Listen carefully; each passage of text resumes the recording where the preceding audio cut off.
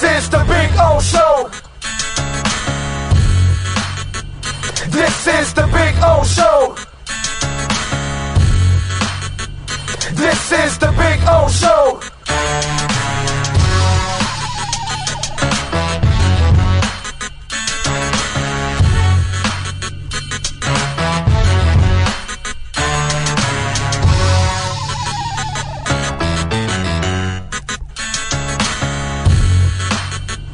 This is the Big O Show.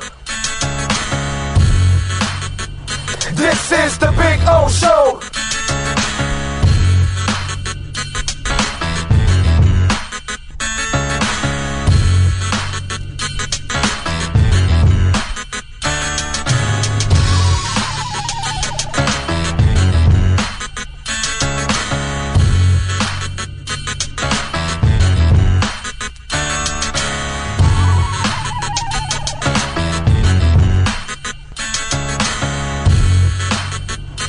This is the Big O Show. This is the Big O Show. This is the Big O Show.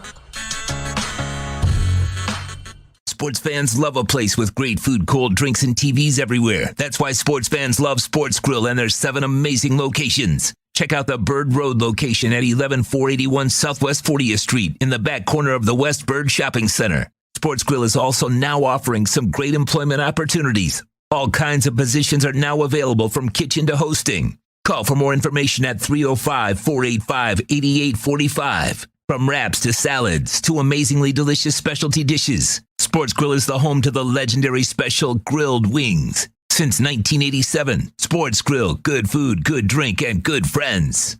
It's the Big O Show.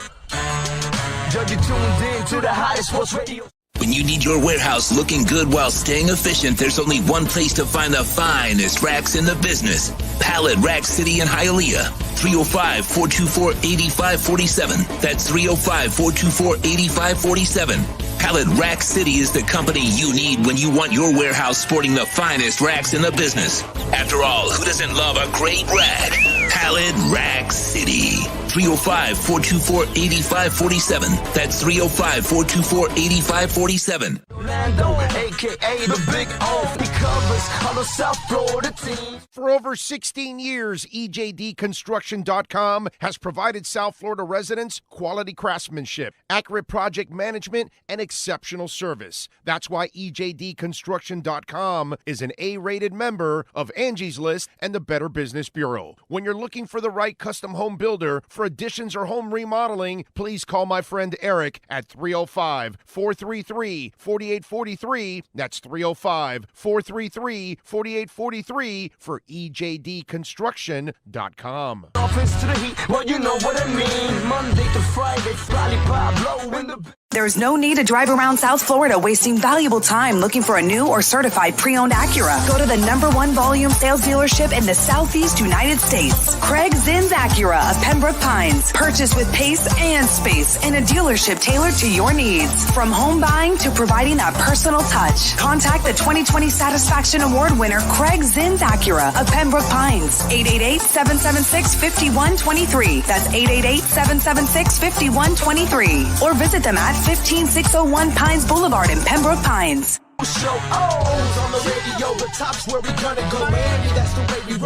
Folks, you can support the hardest working sports talk show in South Florida through Cash App or Venmo. Just search Cash Big O Show. Support us through Cash App or Venmo. Cash Big O Show. We thank you for your incredible support. No one has a similar show. Talk sports, talk plays, talk... If you're a Miami sports fan, then there's only one store to go to, and that's Canesware at Miami Fanware in Davie. They're your one-stop shop for all your inner Miami CF, Canes, Dolphins, Panthers, and Marlins merchandise. They have hats, t-shirts, game day jerseys, and so much more. Located at 2511 South University Drive in Davie, and open 24/7 online at canesware.com or innermiamiwear.com. Call them at 954-835-5597. Canesware, the spot where inner Miami and all Miami sports fans shop. Live and direct, because nobody do it better than Big O in the set. From sunrise, listen live. When you're There's no need to drive around South Florida wasting valuable time looking for a new or certified pre-owned Acura. Go to the #1 volume sales dealership in the Southeast United States. Craig Zinn's Acura of Pembroke Pines. Purchase with pace and space in a dealership tailored to your needs. From home buying to providing that personal touch. Contact the 2020 Satisfaction Award winner Craig Zinn's Acura of Pembroke Pines. 888-776-5123. That's 888-776-5123. Or visit them at 15601 Pines Boulevard in Pembroke Pines. The viewpoint statements or beliefs expressed on the following program by the host, guests, or callers are not necessarily the opinions of FantasyAccess.com, Media Group, Inc. Ownership, Management, Sponsors, or website. When it comes to South Florida sports teams, very few in the media have witnessed, lived, and covered it like the Big O. Let's start the program dedicated to your favorite South Florida teams with a passion that's unmatched. The Big O Radio Show is on. Here's the Big O. It's a Victory Monday. Yeah, I'm loving it. Welcome aboard. Aren't you feeling good? I mean, I know I am. I don't know about some of you out there. I know we got our folks that are kind of bitter still. I don't know. They're trying to find and nitpick and trying to complain about something. Hard to complain when you're 1-0 and everybody else in the division lost. Hard to complain when you're one of the few teams that won on the road in a divisional game this week. I mean, listen, and I love what's going on because this continues. This is the fun part about all of this. This is the fun part about all of this, that everybody is actually telling you you can't. You're not good enough. Your quarterback's not good enough. Your offensive line's not good enough. Your coach is not good enough. And they keep proving everybody wrong. That's it. I love this. That's what's going on right now with the Miami Dolphins. Now, those of us that have been through hell and back the last 20 years where we've suffered a lot, okay? I mean, even the Jimmy years were kind of suffering too. So we can go 25 because we didn't want to see Marino end the way it ended. And that's something for me as a sports fan. It'll be a void I always have in my heart for a long, long time, that Marino did not get the ending. He deserves so much better than what he got, which was just, again, that'll never satisfy me. So it's been a long time suffering. And I for many years, I saw the Dolphins lose the game we watched yesterday. They don't play a mediocre to, it's not even average game. They made a lot of mistakes. They weren't great. They were on the road in a hostile environment, and they won. And they found a way to win. And to me, that was a character win yesterday. You're trying to overcome your young offensive line that's got to find their way. The quarterback made a mistake late in the game that was really, really, obviously egregious. And then you start looking at, then you overcome it with X getting that turnover. And to me, we addressed a lot of this stuff on the postgame show last night, and I appreciate a lot of you that showed up over at Sports Grill. That was great. I expect you guys to come back and let's load the place up for the Bills game this week. But for me, as I slept over the whole thing, I appreciate it even more. I appreciate Brian Flores even more. I appreciate the Dolphins franchise now more than ever, because I know what it's like to have a shitty coach. I know what it's like not for players to tune out their head coaches and not really give a crap about what's going on. And when you watch an 0-7 team in 2019 turn around and go 5-4, that's because of that coaching staff doesn't lose them. And that's why in these moments, yesterday or last night in New England, you're not running the ball very well. You're not blocking very well. You're giving up yards on defense. But yet, dude, you find a way to win the effing game. And so the people that have narratives The people that have this narrative of saying, well, oh, the Dolphins this, Dolphins that, Dolphins that. So you can't say, hey, the Dolphins didn't play well and they won. Maybe that's a sign of a really good team developing. I don't know. I mean, when you're a good team and you win a game like this, they always say, well, see, they're a good team. They find ways to win and overcome. Why can't we say that about the Dolphins? I'm sorry. I'm just wondering, why can't we say that? Why do we have to take it all to the extremes when you already know there's 5 young players that they're trying to make offensive linemen, so they're going to struggle. And Jesse Davis is the other guy. And let's be honest, I like Jesse Davis a lot. And how many times have I said it? As the 6th man, he's not really a starter. Because he's never going to be a good starter. He's never going to be a great starter. He's not going to be an all-pro starter. He's not going to be an all-world starter. That's never going to happen. He's been in the league long enough, and I admire him, and I want him on the team. Just like, what was it, Andrew Gardner a few years back, remember? That guy played like 4 different positions also. Love it. You need the versatility. But what, you're kidding yourselves or something? You're thinking that those 5 guys all of a sudden are going to become the Dallas Cowboys of the mid-90s? So, you got a young quarterback that hasn't even played in a complete season, so he hasn't seen everything. He's going to make a mistake or two. The defense, well, you lost Raekwon Davis right from the beginning, and again, you want the Miami Dolphins right now under Brian Flores in one series, the opening series for New England.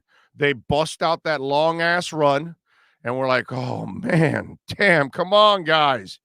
And then what they end up doing? Punting. So they gave up the big play but didn't fold and found a way to cut that drive off and no points. So it's however you want to look at it, I guess. If you want to look at it like same old, well, I don't know, dude. They're 16-10 in their last 26 games. If that sounds like same old to you, I don't know what you're talking about. And if you think they're the same old, I thought they went 10-6 last year, and now they're 1-0. So I don't know what you're looking at. I'm sorry. If that's the way you want to live your life, then go ahead, man. I've done enough suffering already. I'm going to enjoy what's going on here now. I feel like it's our turn now. It's just, this is the beginning of it. And you're remember when those of you that have been with us when we started this podcast almost 2 years ago, remember I told you about what they're doing now it's actually over 2 years ago, is starting the foundation of all of this. They're building, like when you build a skyscraper, you dig deep, right? You start building for the foundation first. And they've built the foundation now. And now they're starting to go to the secondary level of it before you get to the top. And you're starting to build this whole thing. It's not finished yet. So let's not act like this is a finished product now. They're starting year 3. And they're starting at 1-0, something they didn't do in their first 2 seasons. So this is something else they haven't accomplished. You want a fast start? Well, 1-0 is a fast start, baby. And you got 16 more games now to add on top of this. So you want to spin it however you want to spin it, you go ahead and spin it, man. Go for it. Knock yourselves out. I'm going to enjoy this. I think the Dolphins offensive line will get better as the year goes on. Tua will get better as the year goes on. The defense will get better as the year goes on. Hopefully you get Raekwon Davis back this week. It looked like it was a positive that he was standing on the sidelines with the helmet. That I thought was good. Okay? I got to be careful today. Did a lot of talking yesterday on pre and post. So I got to make sure I pace myself today and take it easy, because I don't want to suffer any kind of setbacks with my throat like I did before. So I just feel like we've got to just show a little more patience. And in the process, isn't the patience paying off? Right? Isn't patience paying off? Because I don't mind being patient if I'm watching progress. I can't be patient with the University of Miami football team because there is no progress. But with the Miami Dolphins, I can be patient. I can say, hey, wait a minute. You guys started 0-7 and then finished 5-4, and you knocked out the Patriots in Foxborough, which, by the way, your coach, Brian Flores, has won twice in Foxborough. One with practically no talent, and this one got way more talent, but not even matured yet. So what's Brian Flores going to do in New England when he has a team that's matured and experienced and deep? No, but spin it however the F you want it, dude. That's fine with me. Spin it. But patience is paying off. It sucked 0-7. You finish 5-4. You knock out the Patriots. You send them to the wild card round. Wow. Then you follow up the following year, the next year, and you don't start off well, right, against the Patriots, but you end well. You end 10-6. And so now you're 1-0. So I'm supposed to sit here and start screaming at the top of my lungs and complaining? No, dude. I'll save that for the University of Miami. I'll save that for the administration of the University of Miami. That's where my anger should go. That's where my disgust should go. That's where my depression should go. That's where I should be focused with negativity. But with the Miami Dolphins, the hell are you talking about, dude? Team's on the rise. They got a beautiful practice facility. The stadium's been upgraded to hell. Stephen Ross and Tom Garfinkel have created a freaking masterpiece over there. What do you want? I don't understand. I know what it's like to suck. I know what it's like to actually watch a team that is just terrible, poorly coached, no hope. I mean, plenty of you used to call me, oh, you're such a hater. Oh, well, what do you want me to do, dude? You want me to be inspired by Joe Philbin and Cam Cameron? You want me to get pumped up with Tony Sperano celebrating field goals? I can't. There was no part of me that I was getting excited with those guys. But this gets me excited. This gets me excited because you haven't even reached your potential yet, and you're winning. You're a winning friend. Let's understand this now. From last year to right now, you're a winning franchise. Say it with me. The Miami Dolphins are a winning franchise from last year and this year. Those are the facts. Now, if you don't want to accept it as the facts, well, then I'm sorry, dude. I guess when we'll walk outside, I'll tell you the sky is blue. You're going to tell me it's green. It's fine. What the hell am I going to do, man? I can't convince you also about all of this. So I hope that people, take it easy, take a step back, and appreciate the fact that you're freaking 1-0 right now, and you went and beat the Patriots. Narratives it's interesting. And Tua made a terrible mistake at the end of the game with that interception, right? I get it. And then the team, obviously, great play, bails him out and bails the team out and gets the W, right? Which, by the way, they did force 4 fumbles, recovered 2 of them. But anyway, narratives. Nobody mentions that Mac Jones panicked, and the kid played very well, by the way. I'm not going to sit here and tell you all this great stuff about the Dolphins, and they played poorly, but they found a way to win. So for me, I am super impressed. But I got to give Mac Jones a lot of credit because there were several times Dolphins defenders they clocked his ass, and he knew his ass was going to get clocked, and he got rid of the football on time. Kid showed me some moxie yesterday. Okay. All of that. He played well, but he also at the beginning of the game panicked and threw a ball to the ground that was a fumble because he did not realize that just like unlike Tua was trying to get past the line of scrimmage because if not, it's also a penalty. He couldn't ground it right on the floor there because he didn't have anybody around, so he's trying to get it out of bounds in the area where he has receivers and past the line of scrimmage, but he couldn't. So it ends up becoming an interception. The rest is history. But nobody talks about the same panic mistake that Mac made. Because that was wow. He panicked, dude. Felt the pressure, boom, and he threw it there. And hey, things happen. He's young, it happens. Tua's young, it happens. Now, does Tua have to learn to get rid of the ball a little faster at times because he's dying to make a freaking play? Yes, he did it 3 times yesterday. I counted. But I'm sorry, I forgot where I'm supposed to expect him to become a perfect quarterback when he hasn't played an entire season. You know? And again, narratives, however you want to spin it. Yes, Mac Jones played terrific yesterday.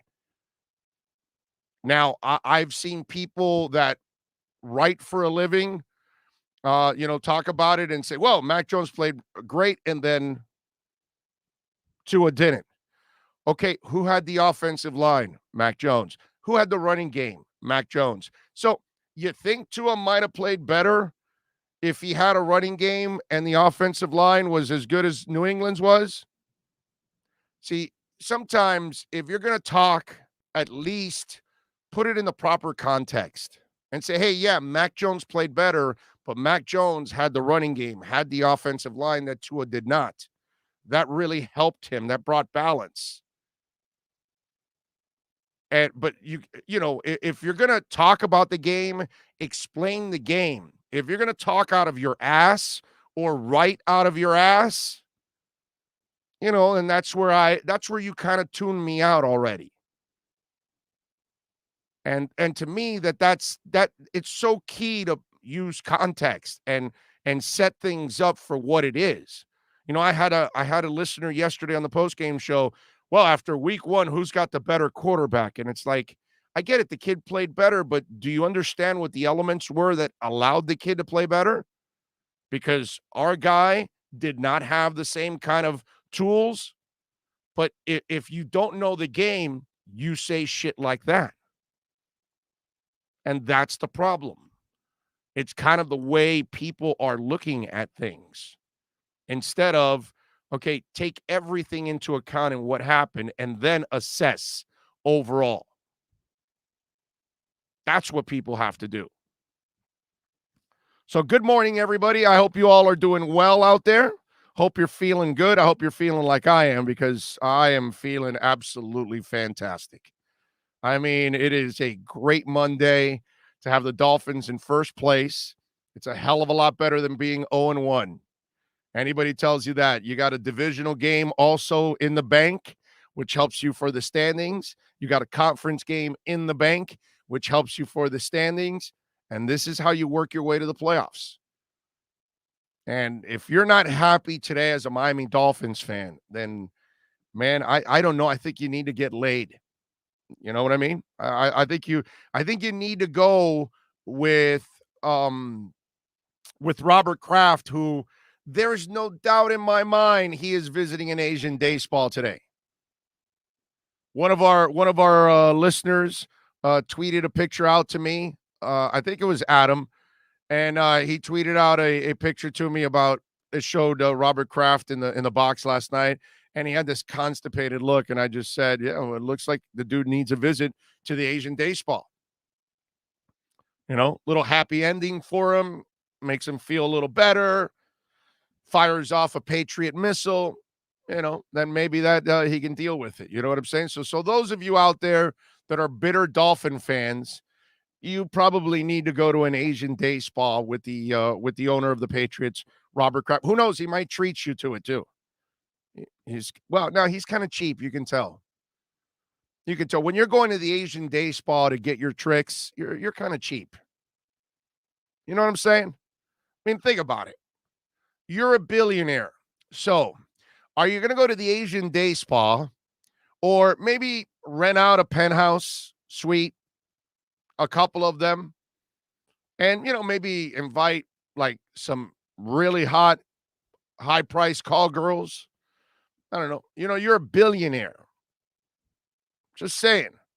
You go to the Asian Day Spa, you can do that with S&H green stamps. I'm sorry, I dated myself there. Some of you out there have no idea what I'm talking about. Anyway, so just take it easy. Just take it easy. Life is really, really good, man. Steve Chapman, by the way, was number one in the house this morning at 750, and Chris Adams shortly after at 7:53. You guys are absolute maniacs. Thank you all for your support. I can't say enough. We already got a super chat in. Ohio John, thank you, sir. Love you, brother. Appreciate you giving us some love on the super chat. And he says, I love my Finns family, but some can't enjoy this win because they are too worried about the takes ESPN and Coward are going to have this morning. Yeah, I mean, well, first of all, your problem is you're actually listening to Coward. I mean, seriously, this is what I'm talking about. There are some people that I just tune out. I don't need to hear from them anymore. Coward is one of those guys that I just, don't care to listen to the guy. I don't. Skip Bayless is another one. These guys are national professional trolls. And that's what they want to do to you. They're just going to find a spot to press. And when we had Bill on the show on a consistent basis, and he started with me, one of the things, because he came from outside in looking at the media, and then he goes, well, we're going to, stir this up. And I go, dude, I don't stir it up. I stir it up when it comes to me, but I don't create that drama. There's no reason to create the drama. The drama will be created on its own, right? That you can just look around sports and the drama is created automatically. And like I just said, my rage will go to the University of Miami, not the Miami Dolphins. Because when I look at Manny Diaz, I look at incompetence. When I look at Brian Flores, I look at incredible competence. It's an enormous difference. Anyway, let's see. 500 books of stamps for a frying pan. Yes, Chuck? Yep. Yeah, but you got to admit there were some pretty cool things there. So you were bothering your mom for like the stamps and you were trying to get something, right? A football or camping gear or a game or a toy or something. So we had some things that we wanted. You think about it, back in the day, the Sears catalog and the S&H green stamps, that's kind of like our internet. That was like our Amazon. Oh, it's sad. But that's what it used to be back in the day. That was it. Tuttle says, thank goodness for the Big O. No Joe Roast. No, Joe wasn't on today? Seriously? Wow. You can tell he's retiring in January. Good for Joe. He's like, F these guys.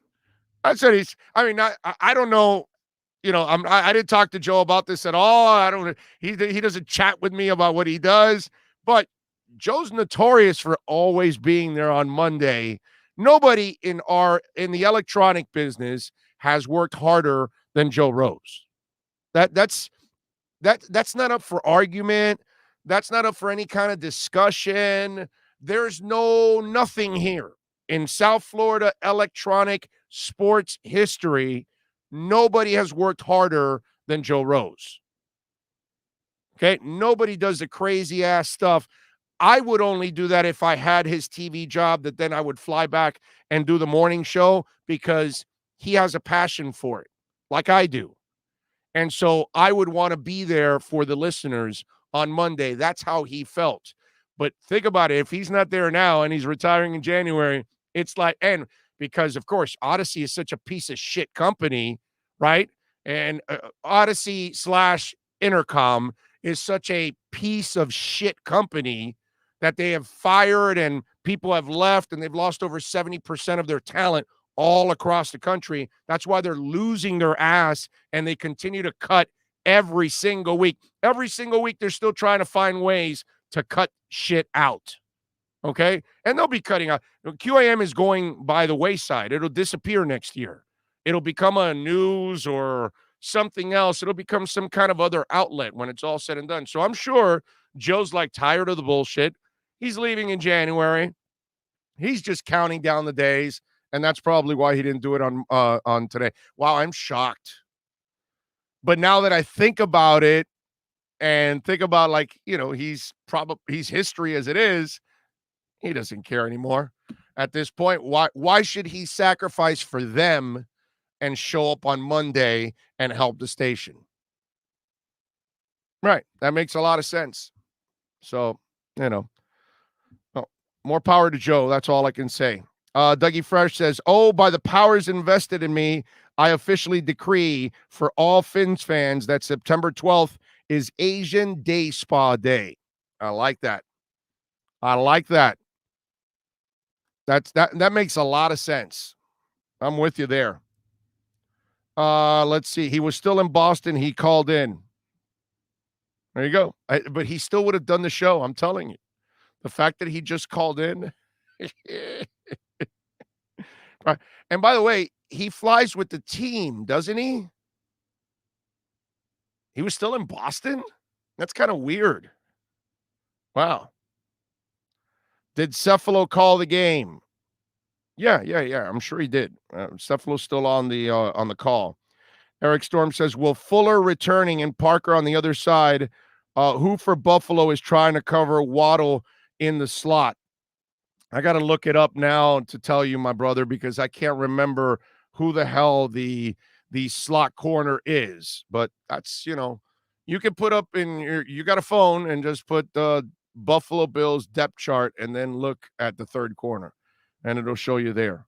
But I don't know who it is, my brother, off the top of my head. I can't tell you. Herman says, "Big O, you know what the problem really is? People now see the game as a fantasy football type.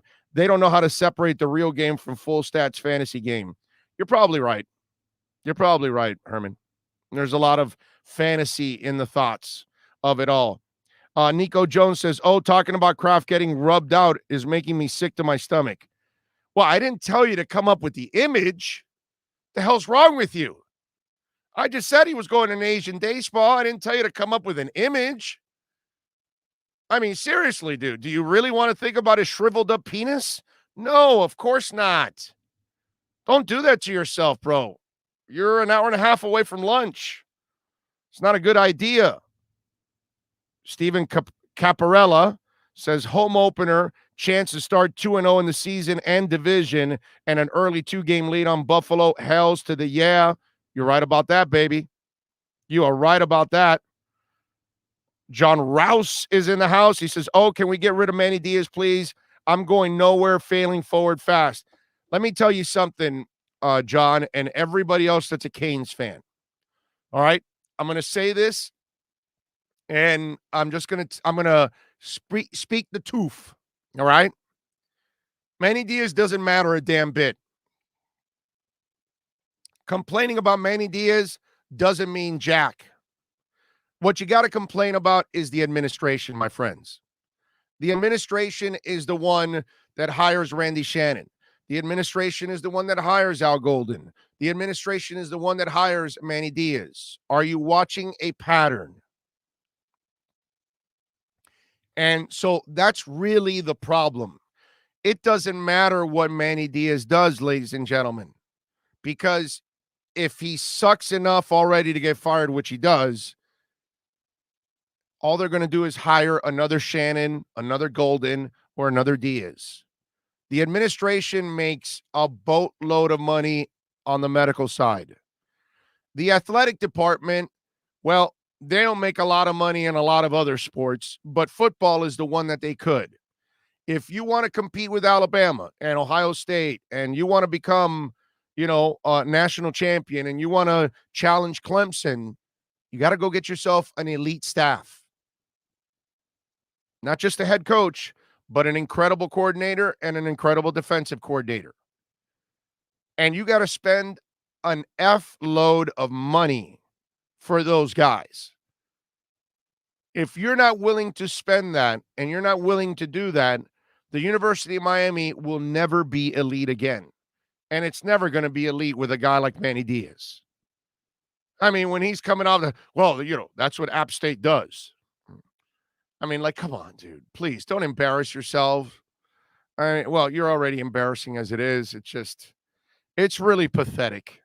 But I'm at the point now where really we're wasting our time complaining about the coach. We got to live with it. That administration doesn't care about competing at the highest level. They care about just getting enough wins to keep your mouth shut and keep you somewhat interested, and then thinking the fantasy of, oh, we're going to return to being great again, and it's never going to happen. Because as long as you hire Al Golden and Randy Shannon and Manny Diaz, there's no way it happens. There's just no way. You struggle to beat a Sun Belt team. Vegas didn't even have you favored by a ton. So they already know there's no respect for the University of Miami because they think you're barely better than App State. And App State gave you 9 points in that game. Okay? They gave you 9 points, and you barely beat them. They're an embarrassment. The University of Miami administration is your problem. Go over Manny Diaz. Go over Blake James. It's the people above that have a cap on what's going on here. And they don't get it that if they actually spent what they're supposed to spend to get a staff, not just a head coach, a staff, they would produce 10 times more money. But they don't. They'd sell more swag nationwide. The stadium would be jam-packed. People would be loving what's going on.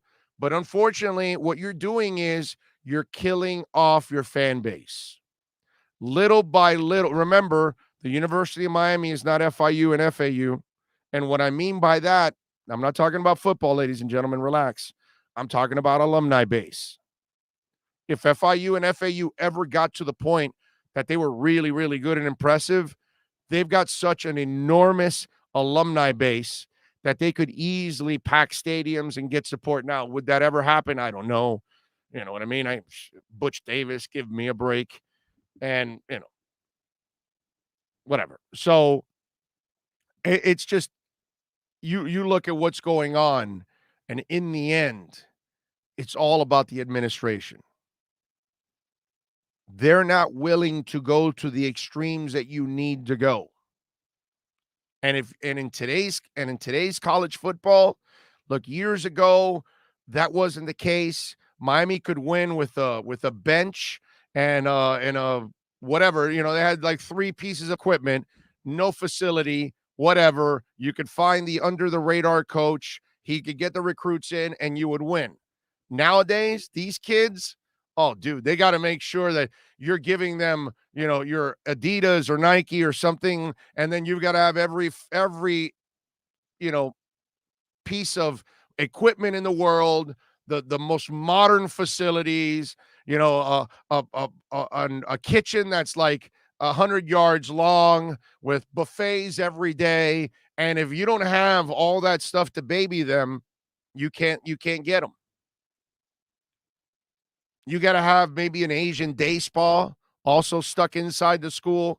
I mean, you got to spend a lot of money, and you got to pamper these kids. And they've done much better in improving their facilities, at least. They're never going to compete with Michigan and Ohio State and Alabama at that level that they can spend just a crazy amount of money, but they better compete with the coaches. And they're not willing to do that. And since they're not willing to do that, my brothers and sisters out there, that's what I'm going to leave you with. Forget about anything with Manny Diaz. Has nothing to do with Manny Diaz. Has nothing to do with Blake James. It has everything to do with the administration. They're the ones that, in the end, are screwing this school over. And you guys out there. Pro Book Picks chimes in a little love on the super chat. He says, now these Canes fans want Mario. When I said this years ago, Canes fans killed me for it. Next head coach, call me. Wink. Pro Book Picks. Let me break this down. First of all, thank you for the super chat. Very kind of you, my brother. But I want you to also put this away. Okay? Put away the fact that you need to complain about Manny or Blake James. You complain about the administration. That's your real problem. We talked about that. Now, here's the next chapter. Those of you out there that think that Mario Cristobal would come here, I'm not sure what you're smoking, but it's really good stuff. Okay, so he just beat Ohio State. He just put in a quarterback into the NFL and a tackle and our safety. Nice hit and flip, by the way. So let's see. He has an opportunity to dominate the Pac-12 every year now because he is one of the best recruiters in the country. He's got Nike money. He's got facilities that the University of Miami will never, ever, ever, ever, ever, ever have. And now he's turned Oregon into a national power. So you think he's going to leave Nike money and Oregon for Coral Gables? That's funny. That's freaking hilarious. Somebody told me last week he should leave for LSU, and I said, why? Why would you go to LSU? Why would you have to fight Alabama and Auburn and Georgia and all these teams every stinking year and kill each other to get to the national championship game or the playoffs when you can have an easier road in Oregon, have a couple of non-conference games like Ohio State so it can help you in the standings, build your power, get to the playoffs, don't have to go through that whole thing, and then you can prove yourself in the playoffs. Stop with it already. Mario Cristobal will never come here to the University of Miami. That's that's ridiculous. That's where it's at. The problem is, here's where, now I'm trying to give you, in the first part, I told you, Canes fans, let's come to the realization that it has nothing to do with the coach or the AD. It's the administration making everything all there. So come back to reality. The University of Miami football program is nothing. It's not special anymore. It's not respected around the country anymore. It's not looked at like it's feared. That stuff is gone. Long time ago. So this guy's been busting his ass in Oregon to build a power, and now he's getting there, and he's going to come here to have to deal with all the BS? Get the hell out of here, dude. So no shot. Pro Book Picks. Love you, brother. Thank you for tuning in. Thank you, but I'm going to try to save you frustration. I'm going to try to save all of the fans a ton of frustration. Mario Cristobal will never step on the Coral Gables campus. And be honest with yourselves. Put yourselves in Manny's spot. I mean, in Cristobal's spot, in Mario's spot. Why would you leave? And it's funny how some people call him a traitor because he left after he signed here and then Saban offered him a job. And you're bad people, by the way, because if you ever get mad at somebody for bettering themselves, you're not a good person. Because in life, that's all we work for, is to try to better ourselves, provide for our families. And if Mario would have stayed, he would have been discarded with everybody else, and he would have never gotten the Alabama job, which led to Oregon. So by going to Alabama and proving that he's the best recruiter in the country, he then got an opportunity to go to Oregon, and then he became the head coach there, and the rest is history. The man's earned everything he's gotten. He took FIU to back-to-back bowl games. I don't think he needs to rebuild or go through the stress. Or, you know what? There's a level of maybe people here that really don't look what's going on with the Dolphins. We got Dolphin fans that don't appreciate what the hell's going on. So Mario Cristobal coming to the University of Miami, put the bottle down, man. Put the bottle down. Mario Cristobal would be a moron to leave Oregon and come to Miami. Is that clear enough for you? I know, I'm a hater now. I get it. I'm a hater because I'm a realist, and, you know, it is what it is, but that's fine. Miami's administration has always been like that. Sam Yankovic was a great AD and won despite Tad Foote in the administration. He hired Jimmy, Butch, Davis, and Jimmy. Yeah, but those were the days where you didn't have to pay. That's why that's a whole different era. That's why we can't compare what goes on now that takes big money compared to what went on in the past. Lenny Pena says, I know Jalen Waddle didn't have the greatest game I thought he'd have, but he was a very key to this victory. Yeah, he was. And he played well, man. He only had the one drop. It's fine. He was excellent, man. I have no problem with that.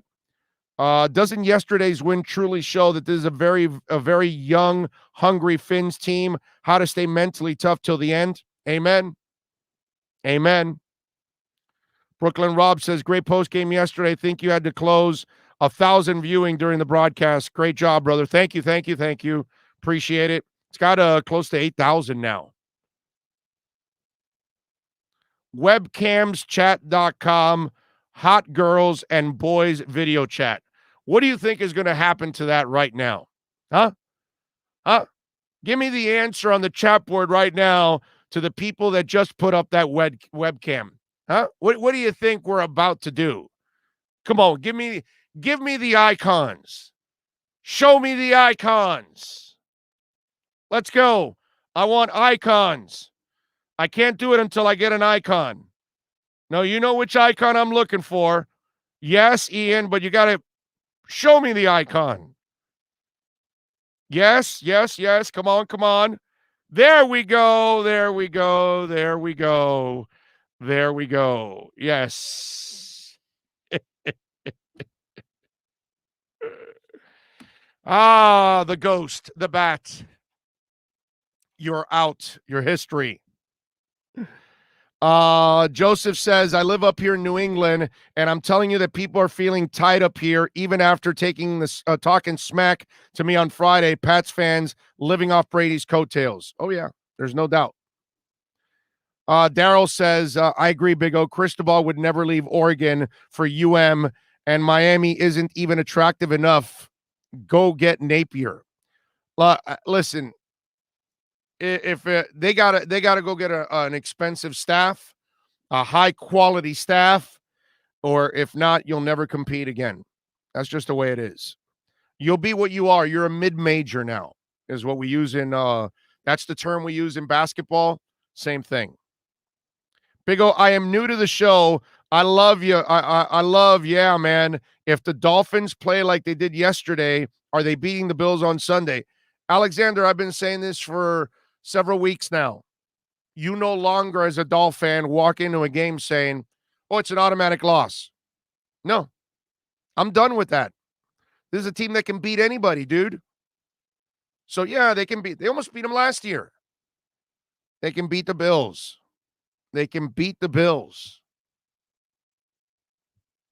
So I would never look at the team, at the Dolphins, like a team that can't beat anybody. I don't care who it is. I think with their character, as they and their toughness, their mental toughness, and this is a franchise that started 0-7 and has been building ever since. All I've seen is mental toughness from the Miami Dolphins. Oh, by the way, Omar Kelly normally joins us at 10:30. He had to do a little something this morning. He will join us sometime in the 11 o'clock hour. Not sure exactly when, but it'll be somewhere in the 11 o'clock hour where he'll join us. T-Bone says, Big O, B-Flow pulling out Tua on that 3rd and 1 for the game clincher was not cool, bro. Tua look upset. What game clincher you talking about? You talking about the quarterback sneak? That's actually really smart, dude. The stupid part was the first go around where they kept him on for that next down, where they were trying to draw him off sides, or they must have had something that I think Joe Shad also hit it last night. Maybe they thought they were going to see something from the defense that Brissett could have taken advantage of quickly, or they were trying to draw him off sides. That was stupid, but that had nothing to do with any kind of controversy. That was smart. Okay, quarterback sneak with a 6'4" guy or a 6-foot guy. You know, Brissett's a much bigger player. Hey, there's 420 on the chat board. You know what to do. NorCal. Let's see. Hank Goldberg's left nut says, Hank, do you know what's going on with Jimmy? Bro, the man's fighting a serious illness. You know, it's not the time to be picking on Cephalo, dude. You know, kind of. Having trouble hearing you. I'm not talking to you, bitch. Damn. Phones, the watch sometimes the pain in the ass. Happens all the time. I've done it several times here on the show. I have no idea why that happens. Still, DRU says, Big O, what's up, Chico? Well, when's the last time you recall Miami being in sole possession of first place in the AFC East after week 1? My guess is in the 80s. I don't know if it's been that long, brother, but I'll take it, man. I'll take it. I love it. It's fantastic. All right, listen, as you can tell, voice is a little, rough. Give me 2 minutes here. Let me drink a little water, and I'll get back to you guys, and I will take your questions. Plus, I got to talk about a video I got on the Dolphins. It's about a story that Dolphins were related, and I've been telling you that this story's kind of been bullshit. And I'm going to explain that when I come back right here. If you're a Miami sports fan, then there's only one store to go to, and that's Canesware at Miami Fanware in Davie. They're your one-stop shop for all your inner Miami CF, Canes, Dolphins, Panthers, and Marlins merchandise. They have hats, t-shirts, game day jerseys, and so much more. Located at 2511 South University Drive in Davie, and open 24/7 online at canesware.com or innermiamiwear.com. Call them at 954-835-5597. Canesware, the spot where Inter Miami and all Miami sports fans shop. This is the Big O Show. There's many ways to support our program, from subscribing and liking the show to visiting our terrific sponsors. Another way is using Cash App. If you would like to donate to the show and help us grow, download Cash App and search Cash Big O Show. That's Cash Big O Show. We appreciate your support as we continue to build the best sports show on the planet for South Florida sports fans. Support the Big O Show by using Cash App and donate to Cash Big O Show. Thank you for your incredibly loyal support. This is the Big O Show.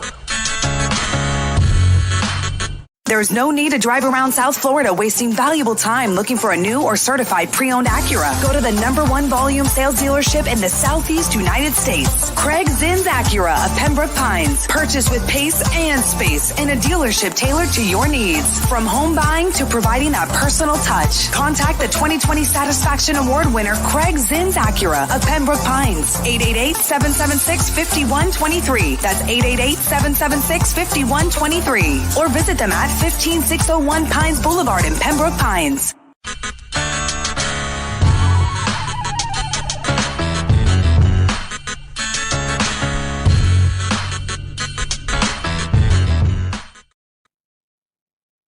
All right, we are back.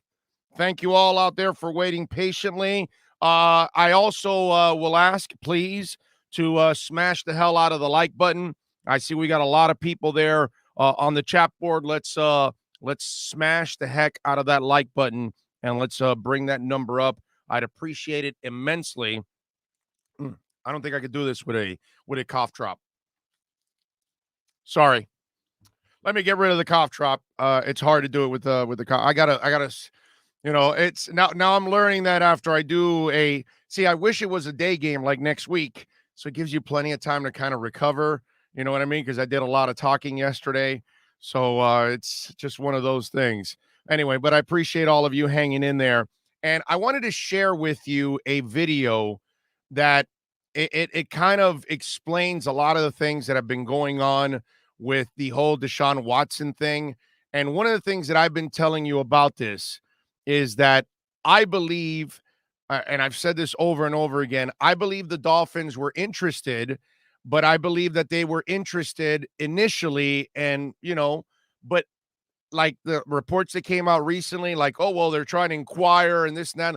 There was a bullshit report over the weekend from Pro Football Talk that says that Miami called the league to ask, well, when is Watson going to be available? When's he going to be suspended? How long is he going to be suspended? Which is a stupid report because I know, everybody knows there's all kinds of court cases going on that hasn't been resolved. So we don't know if he's innocent or guilty.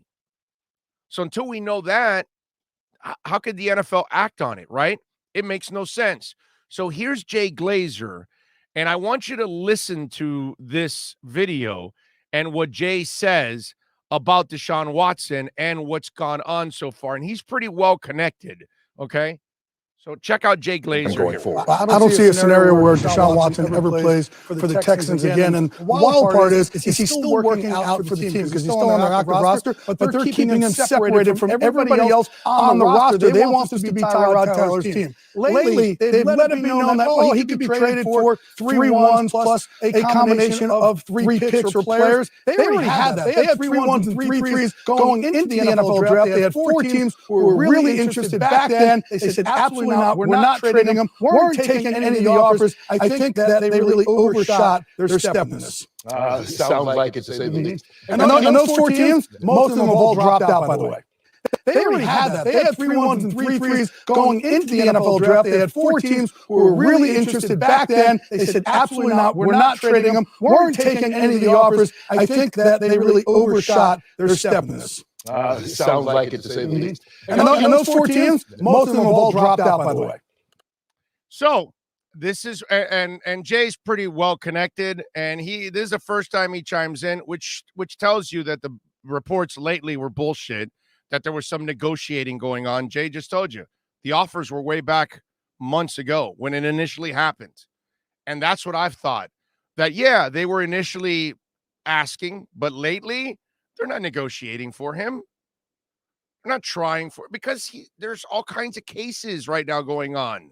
We now know a hell of a lot more than when it initially started, because at the beginning, remember, it was only 1 or 2 women, and you could look at it and say, well, this might be a gold digging situation, which is wrong, I know, but that's what people will think, right?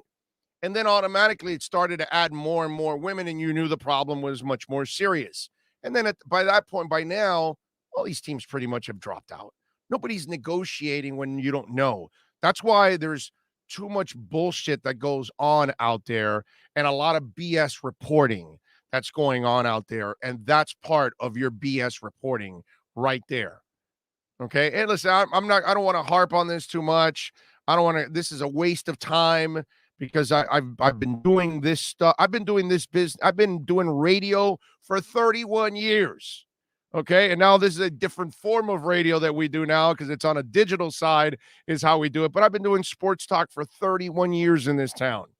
And there were many times that we talked about things that we wasted our time talking about over and over again. And this Deshaun Watson thing has been a complete waste of time. And all the reports as of late, none of them, I believe, were accurate at all with having Miami in the mix, because Miami can't be negotiating something that's not available. And Miami can't be wanting a guy that they don't know when he's going to be suspended. So all these stories make no sense. And I'm glad that Jay Glazer actually cleared it up a little bit there, because it's kind of what I was thinking. Yeah, inquiring early. Now they've moved on. They're trying to win now. They're not going to be – coaches are not into distractions. So once you start the season, this is who we are, we're going forward and all that. You're not thinking of something in the middle of the season right now. You're just not thinking that. Funny how none of these experts don't want to talk about the Dolphins win, but it's all about Mac Jones. Yeah, well, it's the hype, man. It's the hype. Kid played well. I'm not going to pick on the kid. He did well. I was impressed. His throws under pressure. Big O, the Texans are a horrible run organization. They think someone's going to trade everything they got for Deshaun Watson. Yeah, I'm with you. Can anyone explain how he hasn't even been arrested yet? Well, investigation and court cases, Stephen. The process has to take place, my brother. You can't assume he deserves to get arrested either. He could be innocent. So until we actually have the proof and we have all of the information, we can't make a determination. Now, I've said this over and over again. Deshaun Watson, just like the aforementioned Robert Kraft, they are guilty of stupidity. Stupidity to the 100th power. That's what they're both guilty of. Outside of that, you got, if it's a crime, well, now you got to prove it. But I do know that Deshaun Watson is guilty of being one stupid ass dude. That's for sure. Because you keep calling strange women on Instagram to go, rub you off. Eventually, a lawsuit is coming. So he's a dumbass. That's just, whether he committed a crime or not, I have no idea. But I know he's guilty of stupidity. That's it. That's for sure. Now, if you can go to jail for stupidity, then yeah, then he could serve a good 5,000 years, because that was immensely stupid what he was doing. Big O, with Will Fuller coming back this week, watch our offense to unload on the Bills. Well, that would be nice. That would be very nice. Emilio Pupo says, Overreaction Monday, you're only as good as your weakest link. The O-line is the weakest link. We will go as far as the O-line will take us. Okay. Oh, try muting your mic while playing videos. Might stop the echo. Okay. Didn't know there was an echo. Let's see what else. I hope the heat will affect the Bills next week. Their game was 73 degrees at kickoff. I'll be there. Hope to see them melt in the fourth quarter. It should be a pain in the ass for them, the heat and humidity. Let's hope it is super hot next week. That would be awesome. Big O needs a CBD cough drop. It won't leave you stoned. Anybody got some? Send them my way. Liam actually tripped over Kinley on that rush that made him fail so easily. Big O needs some tea with honey. Good for the voice. Maybe I'll take some after. That opening drive yesterday was superb. Aside from that, the Wildcat series, this offense looked lost. No, the other drive to start the second half also. That was also a sweet drive too. But they won. I know it wasn't perfect, but they won. It's like, well, we won, but I'm still miserable, and I got to complain about this. I got to complain about that. It's just like, it's just, what else did I want to talk about? I will say this.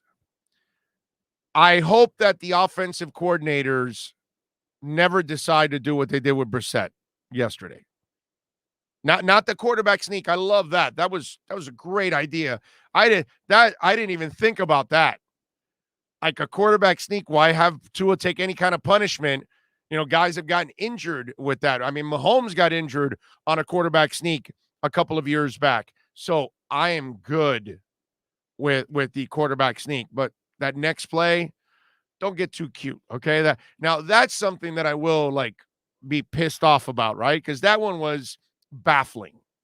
I don't know what that, and I'm sure they'll be asked today, because that's the kind of question they'll ask today, and we'll get maybe a little more clearance, or maybe we won't for tomorrow when we take the mic, and we'll see if we get a proper explanation for what happened there. Now, I also want to remind folks this. So Miami goes on the road in New England against an AFC East opponent. They obviously were at a disadvantage at certain things, including the home field advantage. They didn't play a great game on offense. Offensive line struggled at times. They couldn't really run the ball, right?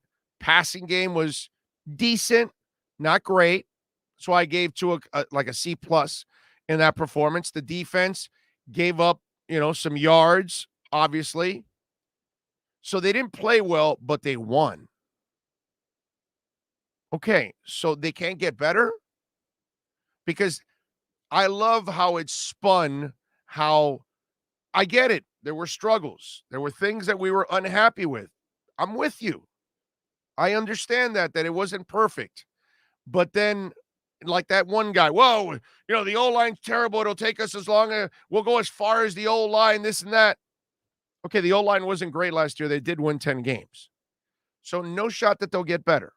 No shot that Tua will stay away from the mistakes. No shot that the defense could get better against the run, and especially if you add Raekwon Davis back next week.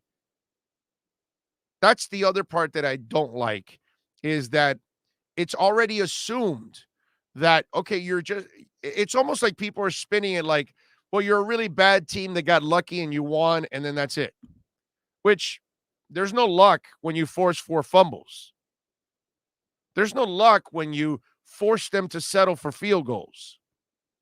There's no luck when you put together some pretty good drives to score. So there's no luck when you commit less penalties than they did, and they got gifted a penalty on that Landon Roberts sack, which of course led to points, which I don't know, maybe they don't get any points or maybe they only settle for 3. So they can't get better? That's the weirdest thing. It's game 1.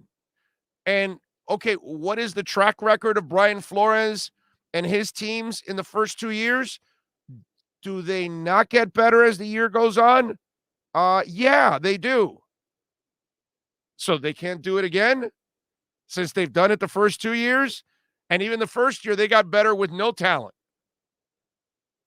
Okay, no talent. There was no... They traded away Tunsil and Minka, and X was out for the year. And especially in that second half where they went 5-4 without X, and they go win in New England. So they can't get better? Isn't that what they've done the first 2 years? That they play their worst football at the beginning of the year, and then they get better as the year goes on? So they played bad, but they won. It's just so weird how some folks convince themselves in other ways.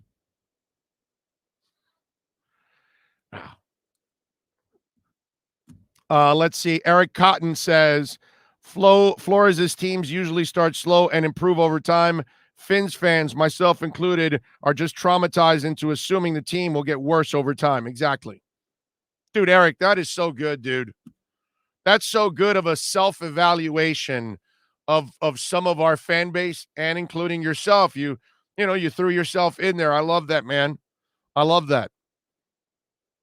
Let's see. George Luis Ochoa says, I think our defensive played solid after losing Jay Davis for the rest of the game. Tua was okay. Just a few mistakes, holding the ball, trying to extend plays. But overall, we won. We're good. Damn right, man. Damn right, we're good. Hells to the yeah.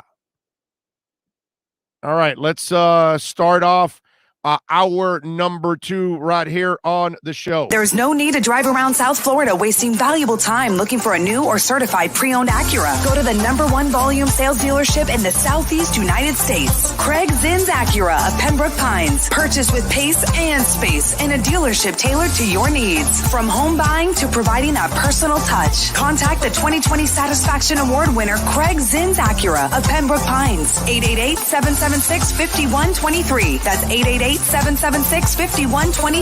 Or visit them at 15601 Pines Boulevard in Pembroke Pines. The viewpoint, statements, or beliefs expressed on the following program by the host, guests, or callers are not necessarily the opinions of FantasyXS.com, Media Group Inc. ownership, management, sponsors, or website.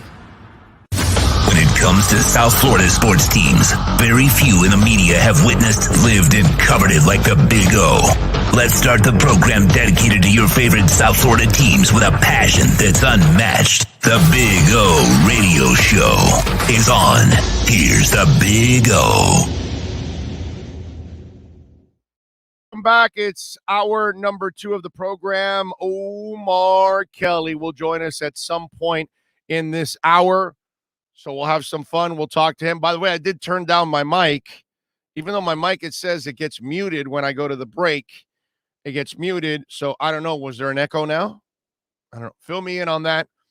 Because, sometimes there are little technical snafus. So I appreciate it. Let's see what else we have. Let's not forget New England has a very good defense. Miami's offense will get better. Carl Pinheiro says, all I hear is Mac Jones, who won, sick of it, done with ESPN, more coverage of the losing team, don't get it. It's just that Miami hasn't convinced the nation yet that they're back. That's all. And it's going to take them a while, where New England's been elite for 20 years under Brady. That's really the issue, man. And you don't win people over with 10-6 season that you didn't make the playoffs. So they need to make the playoffs this year, so that way people go, well, wait a minute, dude, they won 10-6 and now they made the playoffs. This is an up-and-coming team. And I think that's when you'll get – look, the Dolphins used to have this, man, when I was growing up for decades under Shula. They had the immediate respect, but that's because of the track record. And so Miami has to redevelop their track record in order to earn that respect with the national media and the pundits and all that. For now, they'll keep actually thinking that you're the same old Dolphins. If you didn't listen to our pregame show, you don't have to go listen to the pregame show. If you want to, thank you. But during that pregame show, we did also podcast the interview with Greg Bedard from the Boston Sports Journal. And in a way, I'm so glad we did that interview, because Greg has a point of view of flow that's almost to the level of incompetence. Okay? And that he doesn't, you could tell with the way he was approaching our conversation about the Dolphins that he didn't believe in the Dolphins like I do. And he looks at it as same old, same old. So in order to convince the Greg Bedards of the world and everybody else around the nation that the Dolphins are real, ladies and gentlemen, we need a playoff season. We need a playoff season. And then I think people will start to come around and say, yo, wait a minute. Something's going on in Miami. And then they'll start giving them the love. The Bills were a joke for many years. And then look, the last couple of years that now they're making the playoffs, and they were competing with the Patriots, making the playoffs, winning the division. Now they have all the respect after 2 years of Josh Allen and the Bills playing well. That's what Miami needs. Miami needs this year to get into the playoffs. And I think next year the narrative starts to change. But you don't change. It's like a player, you guys know it, like a player that goes to the Pro Bowl. How many times have you seen a player on your favorite team have a Pro Bowl-like year, but it was his first time he did it, and he's not in the Pro Bowl? It's the first time he did it, and he's not in the NBA All-Star game. But then the following year, when they follow up with that season with another good season, what happens? They get the nod. That's kind of what it is. You got to kind of prove that you're for real and not an aberration. And maybe those pundits out there, they think 10-6 was an aberration. Don't forget, folks, you can support the hell out of our show, Cash App or Venmo, if you want to make a donation. And remember, we'd prefer Cash App or Venmo because the show gets 100% of that donation. I more than appreciate it if you do it here on the Super Chat. I understand, but YouTube does take 30% of that donation. So, just to give you, if you do have Cash App or Venmo, the address is Cash Big O Show, Cash Big O Show, all one word, Cash Big O Show. Don't forget, you can also send us an email at bigodioShow@yahoo.com. Also on Twitter, Big O Show is another way to follow us on Twitter, and you can find out everything that's going on in the world of sports. Remember, Friday we'll be at Craig Zinn's. No, Friday we'll be at Canesware. I'm sorry. Canesware on Friday over there in Davie. So if you want to meet us, come on by. We'll be out there between 10 and 1, Sean Stanley and myself. Luis Fernandez says, we knew the first 5 games of the schedule was going to be brutal. After the win in New England, I can realistically see us going 4-1. That would be amazing, huh? That would be fantastic. John 316 says, Big O makes great sense. Well, sir, talk to my wife because, damn, I never get that at home. I probably make no sense. So there was no echo. So turning down the mic was a good thing. All right. So I got now I know that during the breaks I got to turn down the mic because it says that the mic is muted. It's weird, right? But hey, we'll do what we got to do to get it done. Antonio Abram says also the interception that he threw, Gesicki bobbled the ball. He really meant to throw it out of bounds. Yeah, but he's got to make sure it goes out of bounds. That's the thing. But he was a lefty. He was off balance. And so he really couldn't put his body into it. And some people make it, well, his arm is weak. Do you know how hard that throw is across your body to the off balance? You're not even set or anything. You got a defender on your ass. It's like some people, well, his weak arm, he didn't get it. It's like, do you understand that the pass he just made to get it to that distance is pretty good, but yeah, okay, it wasn't good enough. I get it, but there were other factors. It's like people are just waiting to jam on the kid all the freaking time, dude. Bills fans showing more love to their squad after a loss than Fins fans giving our teams. Bills are pissed and wounded. Fins need to correct a few things and step up big this week. Lisa, you're right, but it's also the Bills are good, and they've been good for the last couple of years. So it's not an aberration, and so they know that, okay, this is a setback against a quality team. They can bounce back from all of this. So that's why there's that confidence too. If there were years of sucking, then they would probably react a little differently. We've had years of sucking. I'm telling you, you make the playoffs this year, Tua plays well, all the narratives change next year. All the opinions of the Miami Dolphins change next year. There's no doubt. Sneak Attack 305 says, we're going to be fine. Tua will be better. Fuller will be another weapon for next week. I hope the pass rush gets better. And let's talk a little bit. And I've got to watch the film today. When I get off today, I'm going to relax and watch the film and take some notes. From what I could see, because I didn't have the luxury of the DVR, the DVD, well, not the DVD. What is it? The DVR. And so I couldn't go rewinding or anything like that. I was at a sports bar. From what I saw, Jalen was obviously struggling to get some pass rush. Agba played well, man. Agba was fine. I thought they held him a couple times that they should have sent, whatever. I know there's a hold on every play pretty much, but they held him a couple times that I was kind of pissed on that. But Jalen Phillips, you have to understand, ladies and gentlemen, O linemen and D linemen, when they get to this league, they're just not strong enough. 95% of the time, right? 5%, there's a couple of those freaks that they come out of college, and Aaron Donald and, just certain guys. Reggie White probably was one of those kind of guys. There are freakish talents that have this country strong type of body, and they're physically already imposing. LeBron James, Wilt Chamberlain. We could go and talk about different players and different sports over time, but especially in football, linemen struggle early on. Offensive linemen usually are not strong enough, and defensive linemen usually aren't strong enough.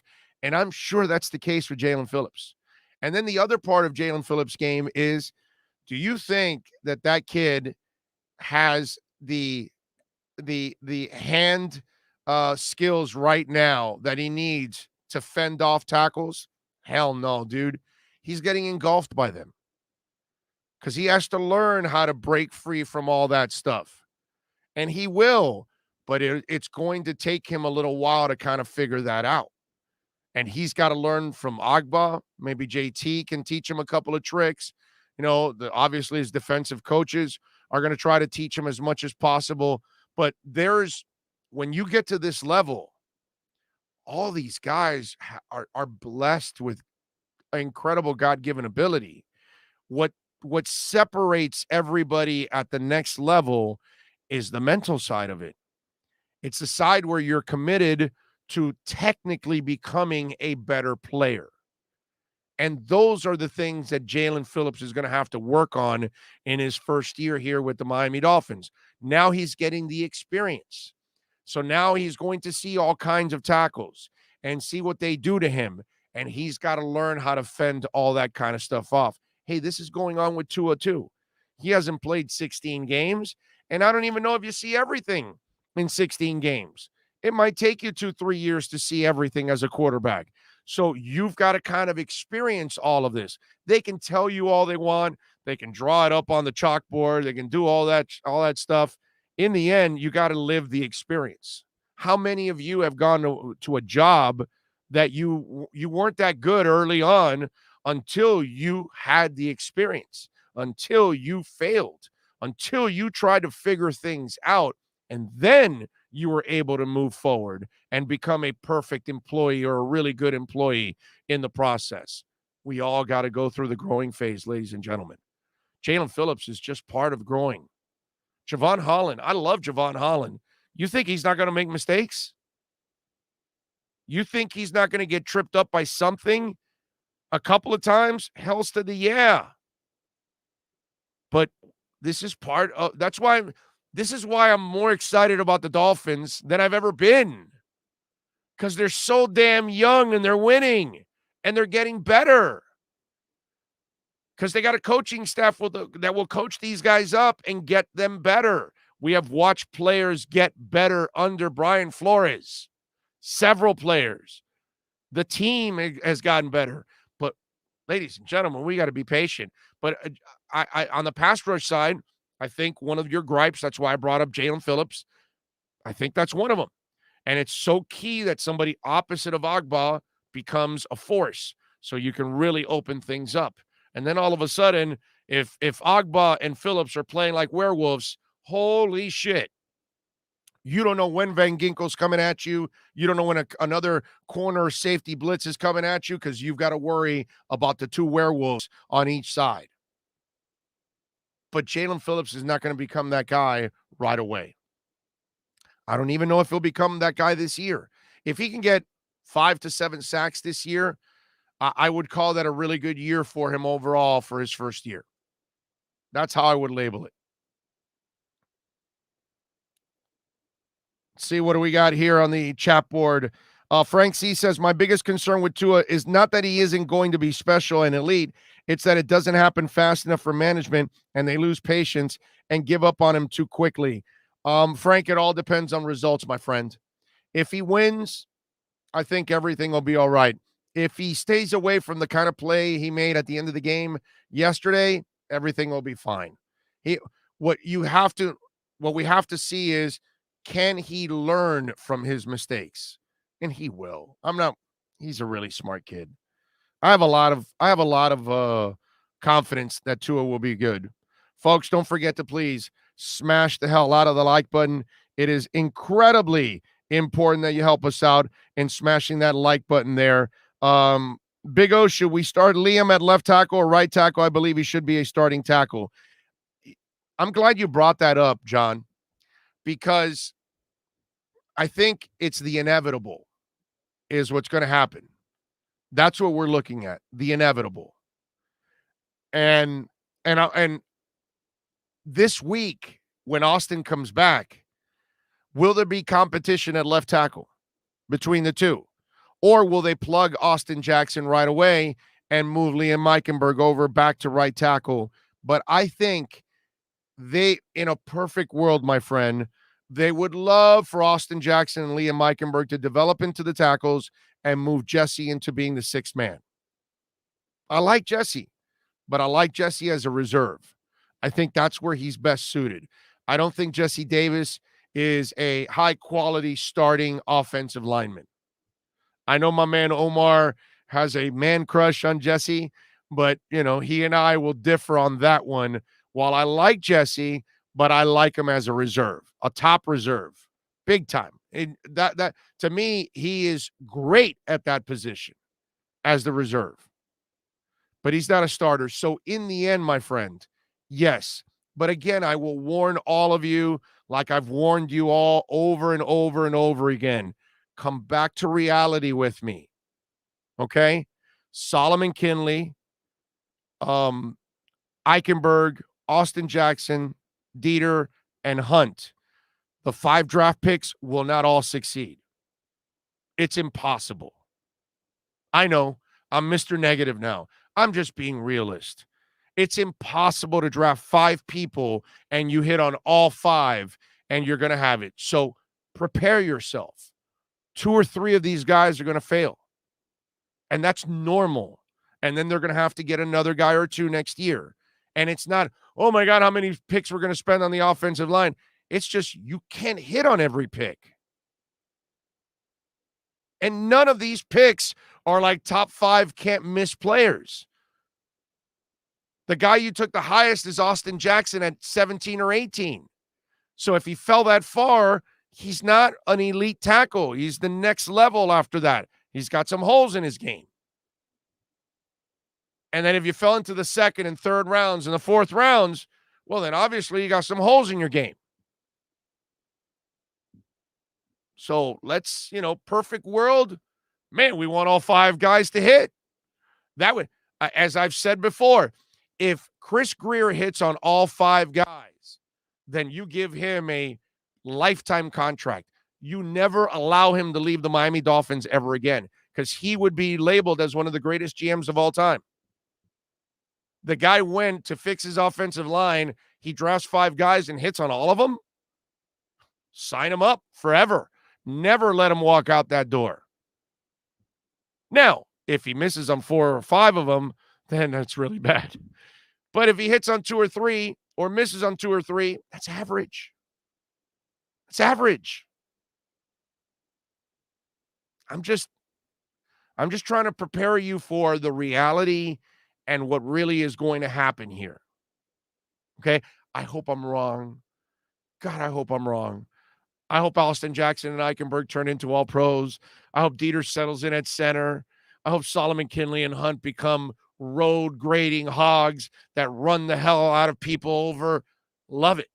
Nothing would make me happier. But it's not the reality. It's not the reality. So we'll see who stays and we'll see who goes. But that's going to happen. So they're going to need maybe Greg Little. They're going to need other linemen that they have back there waiting in the wings because they may have to use them this year because they make a determination on one of those 5 that, he's not going to make it. Let's move on from him. And you know that these guys will move on. They don't screw around. Just, we need an elite O-line coach like Bill Callahan. There aren't a lot of those, Tuttle. There's only a couple of those kind of guys. Nice to see us actually finish a game like we did yesterday and run the clock out on New England. That's something good teams with quality coaching only do. George, thank you, my brother. Thank you for looking at it the right way. Appreciate what happened yesterday. Big O Austin Jackson and Igbo suck. Okay? I mean, if you want to make a determination, then Derek, you did the same. You're the same guy that did it with Gesicki also then. Don't give me that. Because if you're making a determination on a player after 1 year, and Iggy didn't even play much. It's not like he got a ton of playing time so he can work through his mistakes. That's the other thing that's hurting Ig. But again, Derek, you're not taking it into account. You don't give a shit. If the kid was playing every down, every game, he might get better right away. But if he doesn't play a lot and he's kind of a fill-in and yet you want him to get better, how do you get better without experience? How do you become a great lawyer if you don't go to court? How do you become an EMT if you're never in an ambulance and taking care of people? Yeah, I get it. Your frustrations with Austin Jackson. I disagree because it's too early to get, and call him that he sucks or a bust because it's only been 1 year for the young man. But Iggy barely plays. And I know he hasn't looked good when he has played, but actually, that's not true. He did a little bit of some last year, but not too much. But again, he just hasn't played much. It's hard, man. I'm not ready to give up on guys that quickly like you are. Let's see. Notre Dame linemen are special talents. Give me all the Tim Ruddys you can. Tim Ruddy was such a good dude. What a great person. Chris Adams says, Big O, this team has mega upside. That's why we should be excited. Young football games well coached, awesome front office, Super Bowl bound sooner than later. I'm with you, baby. 2021 tune-up, 2022 title. 2021 tune-up, 2022 title.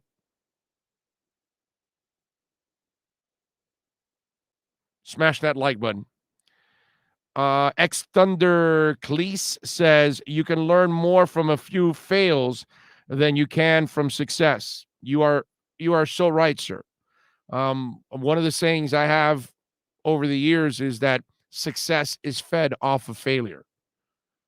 And I truly believe that success is fed off of failure because you fall off the bike and then you get back on. You fall off the skis and eventually you can water ski, right? It's just the way it is. Can't skateboard at first, but then you eventually you figure it out. That's life, man. That's life. The aforementioned lawyer goes into the courthouse and maybe he or she isn't very good early on, but then within a few cases in, you become an exceptional lawyer. It's just the way it is, man. Sam Thompson says, Big O, love the win yesterday. Looked like a tough, hard-fought team performance coming away from Foxborough with a win is great to start the season. Very happy UK fan today, and you should be, sir. And I appreciate all of you listening all around the country, all around the world. I always love to see that. There's a ton of people on the chat board. Please, if you're downloading the podcast, tell me where you're, send me an email, send me a note on Twitter. Hey, man, enjoying your show from where? Please tell me. And I love seeing it on the chat board. So tell me where you're at all around the world. I think it's the coolest thing in the world that we are a really close and tight-knit group, yet we're spread all over the planet, man. It's freaking awesome. So thank you all out there. What is this? Uhuro now says, oh, you are channeling your inner Cam Cameron, fail forward fast, bro. Andy says, story of the game was the penalties. New England 8 for 84 in penalties. We didn't beat ourselves. You are correct, sir. 5 for 28. And remember, they Miami gifted them one of those penalties that Miami had because Landon Roberts did not commit a penalty. I'm sorry. I don't care what that rule is. He didn't dive at his knees. I thought he did. I thought he tackled the quarterback by corralling his legs to trip him up, and he never, ever put the quarterback at any risk for injury. In fact, if there was a textbook way of going low when you're off balance and you had no control, I thought he actually showed it. I thought Landon Roberts showed ultimate discipline in the way he went at that. All right, it is time, baby. Omar Kelly is ready. We're going to have the EJDconstruction.com Miami Dolphins report. That's next. The Big O Radio Show is home for the hardcore Dolphins fan. That's why we give you Omar Kelly twice a week. Buckle up. It's time for the EJDconstruction.com Miami Dolphins report, exclusively on the Big O Radio Show. Oh, yeah, it is time to talk O&O. That's what it's all about. How you feeling, my man? How you doing this morning? I'm good, man. I actually went to get an MRI for a shoulder injury and found out I do not have a tear, which means no surgery. So that's a great thing for me. Can we use you in the bullpen for the Marlins? Because we need it. No, no. And in fact, I'm thinking it's probably going to be a while before I'm throwing a football, like throwing anything. Let's be honest. Jeter can't afford you anyways. They don't spend money. So, it's like, it's like working for QAM or something. It just wow. Don't worry, bro. In the first hour, I called Odyssey and Intercom a shit company, so don't worry about it. It's just it's kind of par for the course. It is. I'm not worried. Hey, man, listen. When you're a man that can stand on your own feet, you know what I'm saying? You can, and that is so respectable. You know what I mean? So, I'm never going to allow somebody to control what I do. You know what I'm saying? So that's been the way I've lived my life, and I'm going to go out that way. You know what I'm saying? I'm going to go out the way I came in, my way. I totally respect you for it, because it takes balls and conviction, and you got it. Yeah, we try, my brother. We try. It's survival, and quitting is not an option. That's the way I look at life. All right. After you've had some time to marinate, how would you describe the Dolphin win yesterday in New England? A win is a win is a win, bro. And that's what I said after they got the win. It's in New England. You know how hard it is to win, as you saw. And as I said last Friday when I predicted that I didn't think they would win, but I didn't think they would win because not only do you have to beat the Patriots, but you have to beat the refs. And you saw in that game, you had to beat the refs. You're not going to get a single call. I mean, that Landon Roberts call, it could have gone the other way. It should have gone the other way. In fact, that tackle should be used for the competition committee, saying, hey, man, that's textbook right there. He was out of control because he was getting tripped up, and the man still had the wherewithal to just, corral his legs and bring him down, pretty much gently. But by the book, they made the call by the book. And that's the Brady rule. You're not going to not call the Brady rule in Foxborough, in Gillette Stadium. Like, it's that could have cost them their starting quarterback. And we all know that that's the cardinal sin in the NFL. You cannot injure quarterback. And, dude, if he dives at his knees, I have no problem with the call. It'll suck and all that, but it's a right call. On this one, he was already turning around. He was already bending his knees. And it was just one of those things where, man, I just thought Landon Roberts had a lot of awareness, dude. Yeah. In a situation that he could have hurt somebody. Look, if this was Ndamukong Suh, Mac Jones breaks both his ankles. Mac Jones would be dead. Yeah. He would have broken his ankles, and then when he gets up, he would have stepped on him. That's what, Ndamukong Suh would have done. So I just, man, I felt bad for Landon. And by the way, his post-game press conference, that was good. Yeah. Landon has got great personality. He just contains it and is all about I got so many issues with him, and we got to sit in the room and hash it out, because he's always taking shots at me because I say that, bring up the run game and they're not physical enough. And I'm still going to talk about the run defense. They are not, they are not the team that they want to be. Brian Flores wants a physical team. They're not a physical team, but he didn't inherit. Whoa. They're not executing, but they are physical. You don't force 4 fumbles if you're not physical, They're my brother. Opportunistic, not physical. No, they are physical because there were times where they drove and they forced them to settle for a field goal. And they're not a fine-tuned machine, but I'm not going to say that they're not physical, dude. History says that they're not physical. They can't run the ball. They can't stop the run. That's the if we want to get to the MO of what Brian Flores' teams are, and just address the negatives. They're opportunistic. They're very disciplined. They're mentally tough. Mentally tough. I'll give you mentally tough, but they're a little bit finesse. They're not physical. They can't stop the run. They can't run the football.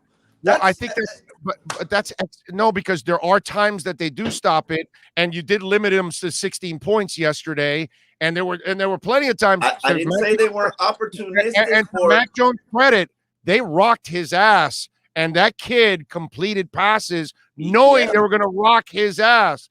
Where I disagree with you, I think the Dolphins are physical. What they aren't right now is perfect. That execution is what it is.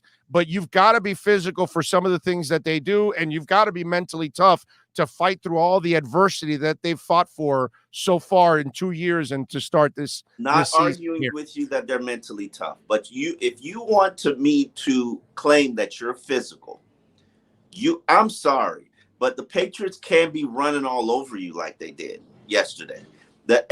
And you can't be averaging 3.2 yards per carry.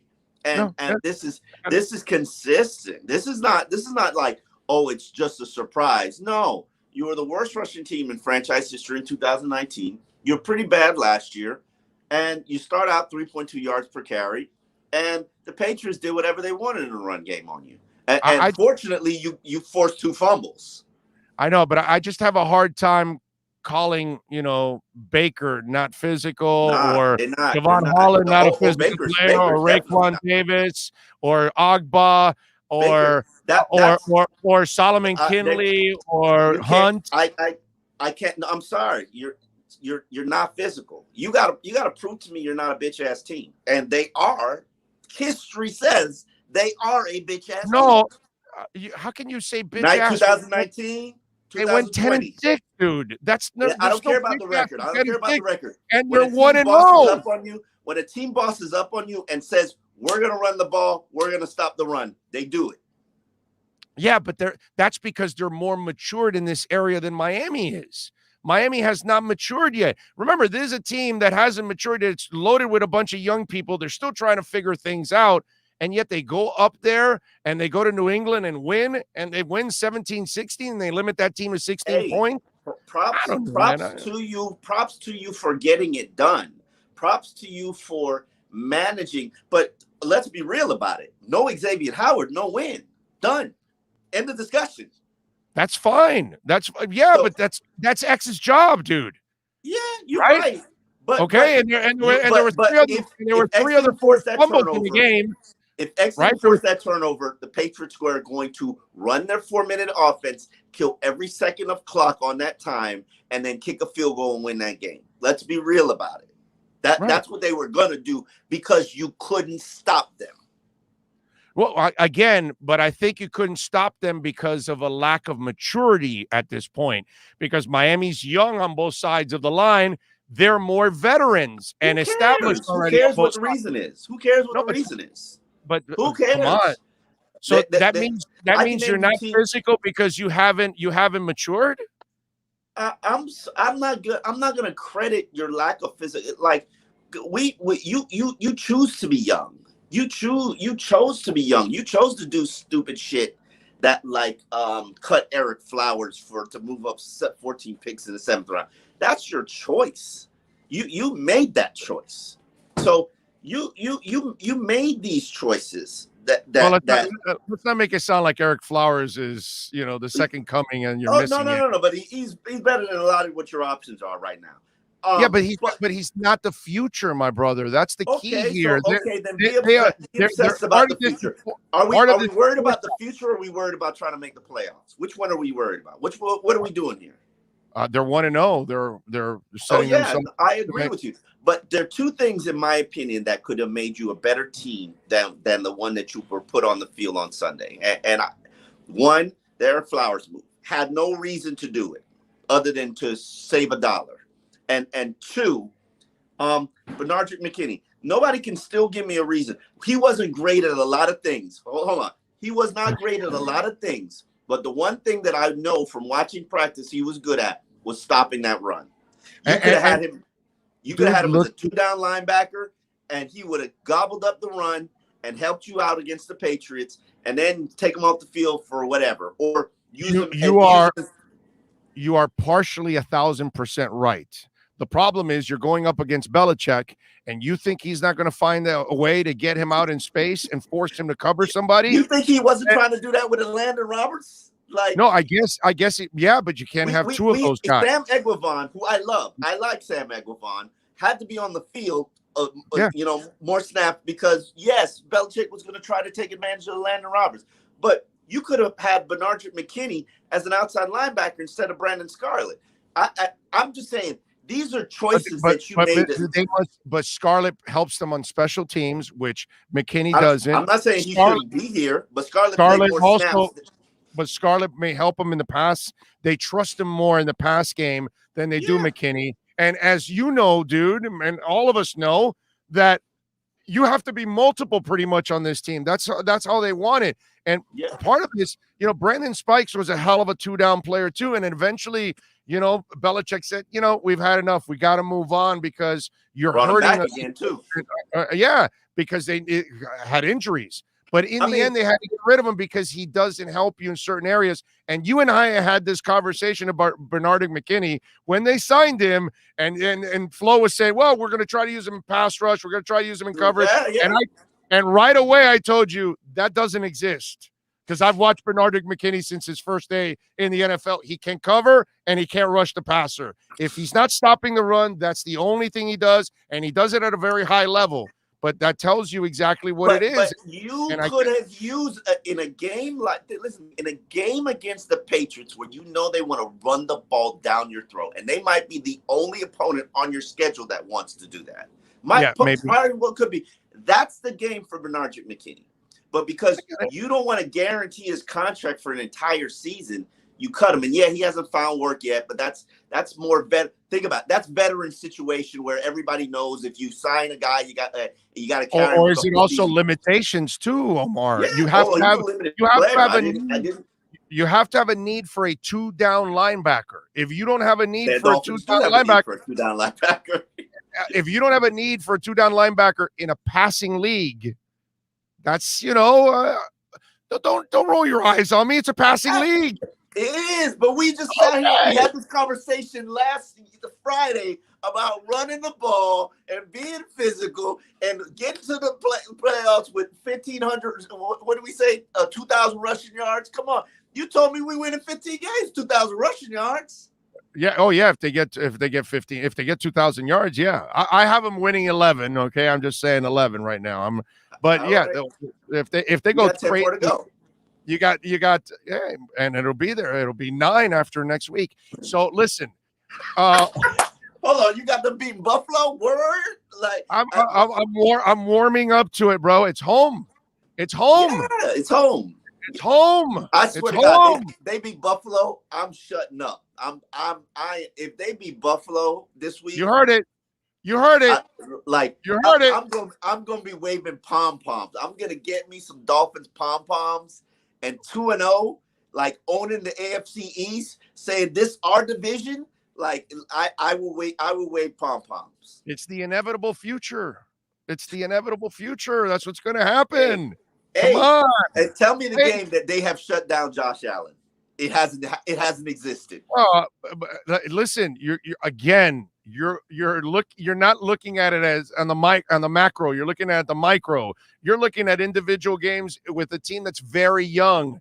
Let's allow these guys to actually grow. With a quarterback that's very young, that's also growing. Josh Allen is a beast right now. Right, and he was terrible his first year. So now, after he got his first entire year, which, by the way, Tua had a new butthole the first year. Yeah, and maybe Tua can do the same thing overall. We'll see. Yeah, what do you think happens this week? And I know you guys are going to ask, and he's not going to tell you shit. But what's going to happen at left tackle? Is there any chance that it becomes a competition, or does Jackson? What do you think? Jackson gets back to left tackle. And they move Eichenberg back over to right tackle to back up Jesse? Eichenberg just becomes a swing tackle for now until he can challenge Solomon Kinley, who I will say, and I still haven't gotten the All-22 to watch. I'm waiting for the All-22 to watch the line. For the people who don't know, that's the film where it's showing you all 22 angles. I think Solomon Kinley played well, and that is a surprise to me. And and this is a guy, as everybody should be in this situation where, and this is the calling card of a Brian Flores team where everybody's put on notice. Like even Jalen Phillips, just because you're a first-round pick, you're not just going to get grandfathered in this starting spot. For sure. You're going to be a situational pass rusher. Javon Holland, same thing. You're going to be a situational dime player. You want this job, come get it. And Solomon Kinley is, by the grace of God, had that left guard spot, and because Eichenberg got hurt, and he's showing you he really played well based on the TV copy, and I'm like, wow, that's not the Solomon Kinley that I saw last year.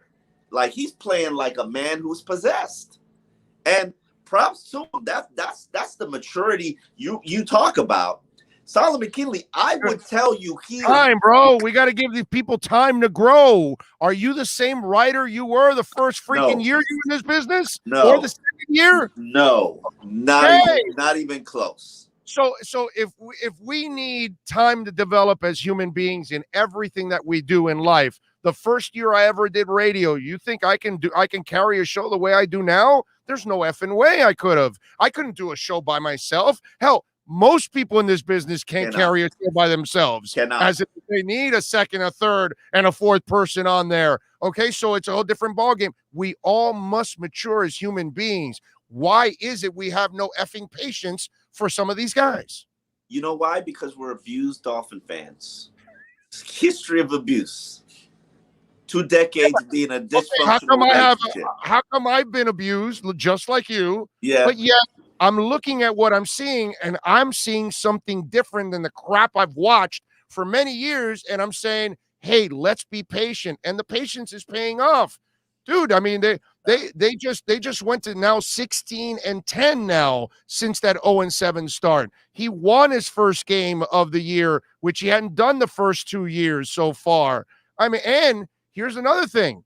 His teams play their worst football at the beginning of the year. They actually get better as the year goes on. And you started 1-0.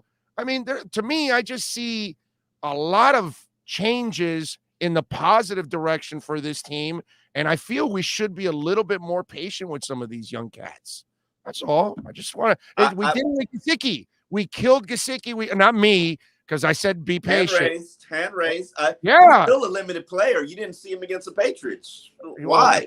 What? Because the Patriots took him out. That's what they wanted to do. When you see the all-22, I'm sure you're going to notice, okay, they wanted to make sure. And you know the Patriots do this to everybody. They take away what you – yeah. Right. If they play the Titans, they'll take away Derek effing Henry one way or another. And they'll say, you beat me. That's exactly what they did yesterday. They do this to everybody. Don't treat the Dolphins like they're the odd man out here. Yeah, Patriots figure something out. Oh, okay, that's your number one receiver. He's out. They want to take away what your favorite shit is and say, okay, beat me with everything else. Right. Props to them for pulling out that victory. Now, all victory should be celebrated. I said to you yesterday, when we look back in the annuals and talk about this season being whatever it is, 10 wins, 11 wins, I predict 10, you predict 11. We're not going to care how we got to there. It's just season opener, Patriots win.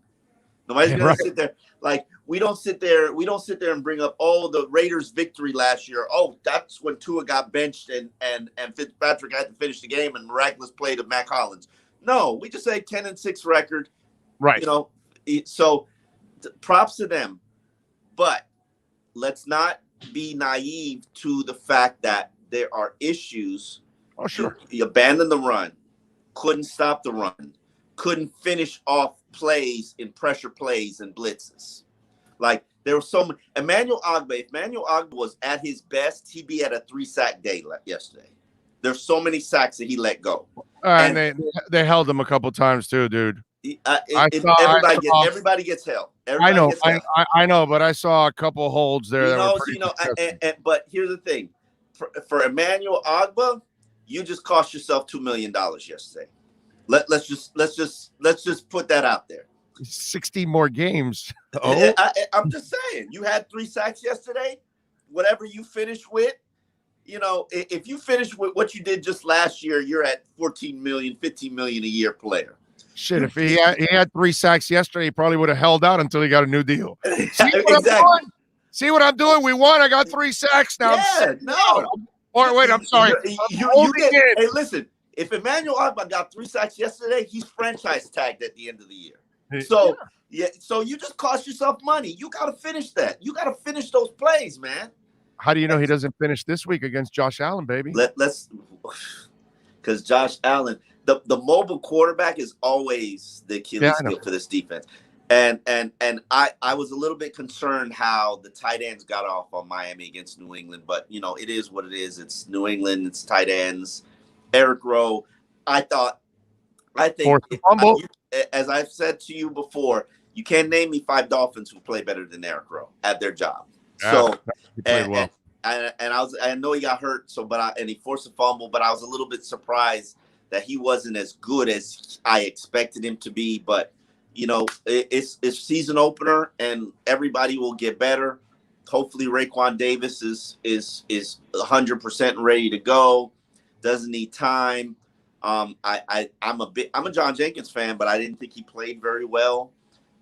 So we'll see what happens. Yeah, I was hoping, because I thought he was going to be a difference maker, Raekwon, in that game. I thought they needed him, especially against that line players. Yeah. Obviously the Patriots. And keep in mind, that line did not have their best player, Trent Brown. Tunney also got hurt, right? Didn't Tunney get hurt? I didn't even know that. Yeah. Yeah, I think he got hurt yesterday. Tunney. Yeah. Oh. I think he got banged up in that game too. So they were down 2 linemen. And it is what it is. Dolphins, props to Xavier. If I were you, I'd fix that contract right now, because it's going to be another issue at the end of the year.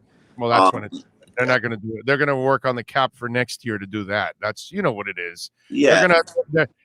This is a smart team, how they try to move their money around. So they probably told them, hey, look, we'll take care of you next year, but we don't want to add more to what's going on now. We can be more creative next year, probably. Yeah. If X was so lonely yesterday, and for him to come out and still deliver that forced fumble, like that's what primetime players do, and make plays that they make. And that to me is just such a big moment, because that right there is one player delivering one win, and you don't have that many players on your team that can do that. What's it say about the team when all the issues that you're talking about, but yet they still find a way to win? That I think that is still something it says something about. I mean, build on. I'm not arguing with you that they're not a well-coached team, or that they're not a potentially good team. I mean, my issue is we got to raise the bar. We can't keep settling for and expecting fuck shit to happen with this organization like we have for so many years. We got to say, this is a playoff team. Let's expect them to look like a playoff team. Let's expect them to perform like a playoff team. And yesterday, even though it was a win, to me, that was not a playoff performance. That was not we're ready. That should have been a primetime game, because you got the Alabama quarterback. It was better than the game that they put on at night. That should have been a primetime game. And you didn't play like you were ready for primetime.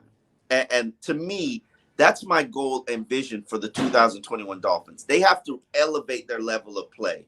I think the guys, Myles Gaskin stepped up and played like he was ready for primetime.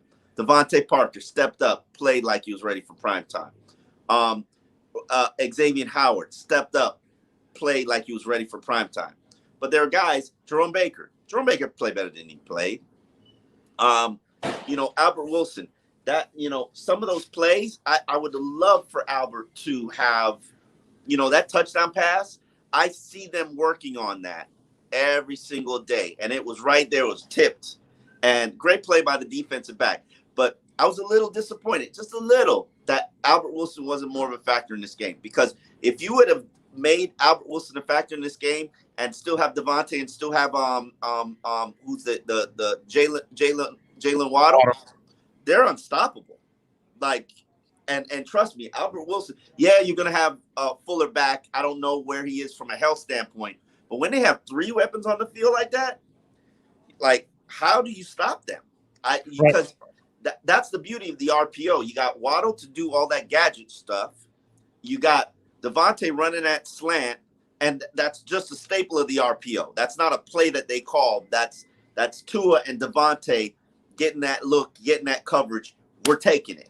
You know, it's there. It's there. It's there.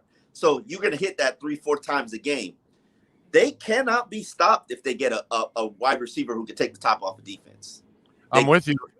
They can't be stopped. And obviously they need an offensive line that can protect Tua, which, you know, I've been warning y'all about the offensive line for how many years now, and how many, you know, we've been talking about them since the spring. Trust me, baby, it ain't good enough. Not yet. No, I don't think anybody in the Dolphin Nation thinks that the line play was good enough. It was just good enough to get you by and try to win that game yesterday. Poupart gave me a really interesting scenario, and I know that you hang a lot with Poupart, and I never thought of it until he mentioned it.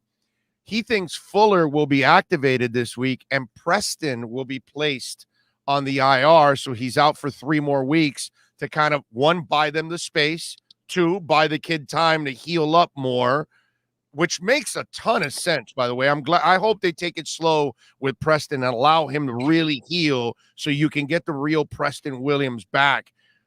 Does that make sense to you? It does make sense, because you can put a guy on IR and they can come back in 3 weeks, so you don't have to rush Preston back. And for some reason, they're, you know, I don't know if he regressed or if he suffered a setback, but, you know, they're being cautious. Could be that. Could be that, right? There are a lot of injuries that they have that they're not being cautious with. So this is the only one I could tell you that they're being, well, I mean, since training camp, because Albert was shut down for Albert. They saw Albert the first week and they're like, all right, you got a quadricep injury, shut it down. We don't need to see anymore. Just get back. And I don't know if they'll need Preston unless something happens to Devontae.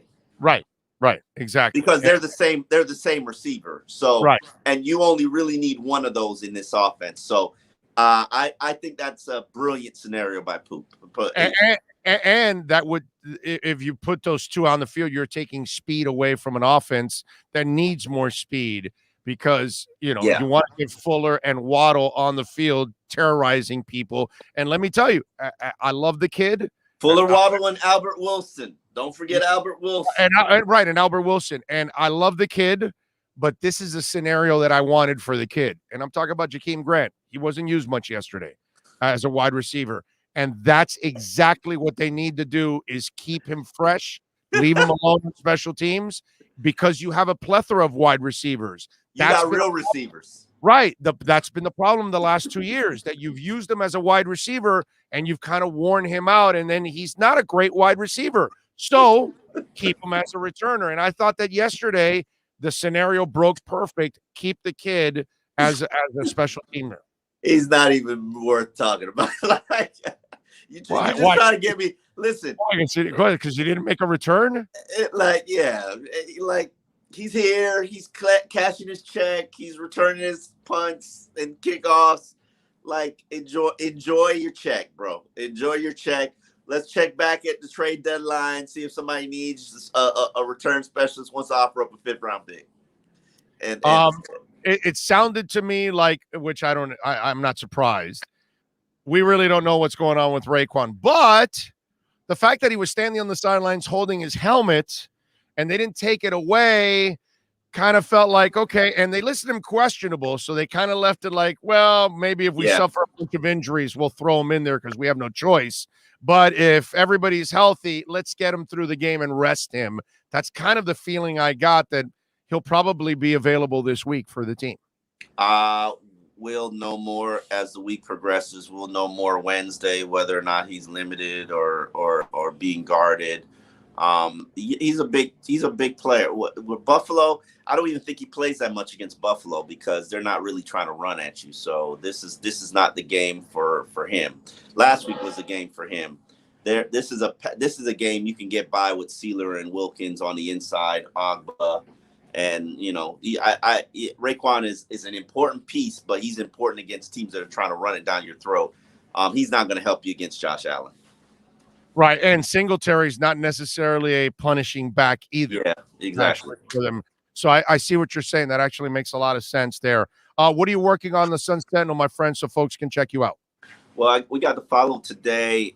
We've got grades coming out for the performance, which includes a stock report. I am writing a column for Dave Hyde is writing a column on Waddle and the impact that he's going to have, and I'm planning on writing something on Tuesday.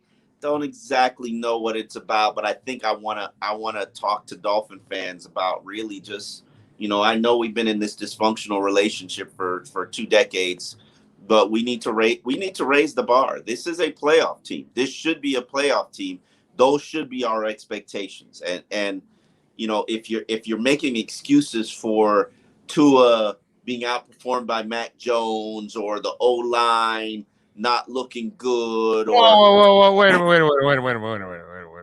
You're not going to say Tua didn't get outperformed by Mac Jones, are you? No. Mac Jones played better, but I just want to do this. Give Mac Jones Miami's running game and offensive line. Give Tua New England's offensive line and running game. You tell me the results. Be honest now. I still think I don't think Tua played bad. Let's. I gave him a C plus. I gave him a C plus. He wasn't bad. If it wasn't for that interception, and maybe that would have been a B plus. Yeah, and the interception was really a play he was trying to throw away. If it wasn't for that interception, he was under pressure a lot. But that's the thing. You're going to be on pressure on third downs. But I'm telling you, the immobile Mac behind Miami's line, he stood in there and took some fire. Studley, but you didn't answer my question now. But football. Give the kid the New England line and the New England running game. How much does Miami win by yesterday? Is it 17-16? No, but you could also say this: give Mac Jones 30 to Mac Jones Tua's weapons, and it's like it's still without no line and no running game. You can have all those weapons. You don't have time. You'll be on your ass. Remember, Tua's at least mobile. Mac is not. So you have to admit that if you switch that, then it changes everything. So that's why Tua needs a line and needs a running game. I mean, dude, I've been saying how long I've been preaching that. All we got is nationally people pulling Tannehill's cock because Derrick Henry is running for 300 effing yards a game. And then when they shut Derrick Henry's ass down, they shut Tannehill down. And meanwhile, now we're going to say this in this game that somehow or another Tua wouldn't perform better with a better line and a better running back. If they switch the lines and the running back, Miami kicks New England's ass yesterday, 30-16. But would they have to switch the weaponry? No, you could switch weaponry. You could do whatever you want. I've watched Tua play with shit last year, and he actually won some games. That's true. That's true. But Mac Jones is playing with shit right now. Yeah, but that's fine. But he's Mr. Stud, right? So give Tua a line and running game, and the rest is history. Because he's got the intelligence, the accuracy, the ball placement. That's all he needs in this damn league. You know what I mean? So that's my problem with the way people were phrasing everything yesterday. Mac Jones has a foundation that's better to work with right now than Tua, unfortunately, man. I don't know if I agree with that. Offensively? I would rather have outside of the only thing that I would want from New England is their line. That's it. I don't want anything else. Well, you have to go with. I'm just saying the line in the running game is very effective. So but then you sit here and tell me it's a passing league. It's a passing league. Oh, you don't need to pass. You don't need to run the ball. You got to block the pass, dude. You don't need to run the ball. Everybody, that's so old school. No. You can keep them honest with the run unless you're Tennessee and you desperately need to run. But I mean, overall, I'm just saying, it's just if Tua had that line and that running game clicking, I'm telling you, man, that kid would be dealing left and right. Fix the line, Big O. Fix the line. They're trying. How long have I been preaching that song? Yeah, but don't blame these guys for that. They're only been at it for a couple of years. Man, But man, these guys been wasting draft picks for even Greer. Greer don't get off the hook. How many first-round picks since he's been director of college scouting, then the GM, not in full power, but then the GM in full power? We're talking about a 12-year cycle, and he's wasted a shitload of draft picks on offensive linemen. Well, he doesn't have number 3 overall, number 5 overall offensive tackle. He got one, and then they offered him the world, and he traded it away. I mean, he had a guy. His name is Laramie Tunsil, but he traded him away because Houston offered the world. So now it's up to him to go find another one of those guys. But we all know that the guys that they've drafted are not the Tunsil types. The types you pick in the top 10 and the top 5, they haven't drafted those kind of guys. So now you're in the developmental stages with the secondary and third level type of draft picks. So it becomes that much harder, All right. You there? Did you freeze on me? Oh, look at him. Still shot. There we go. Is he back? The internet got fuzzy. I mean, so far I'm here. You there? You good? Don't you love how look at the look in his eyes like, what's going on? It's kind of like that commercial where that woman is showing the baby and then she's having problems with the line and then she has that face and the mother thinks that it's about her kid. It's just awesome. Look at him there. Is he there? Omar? Do we have you?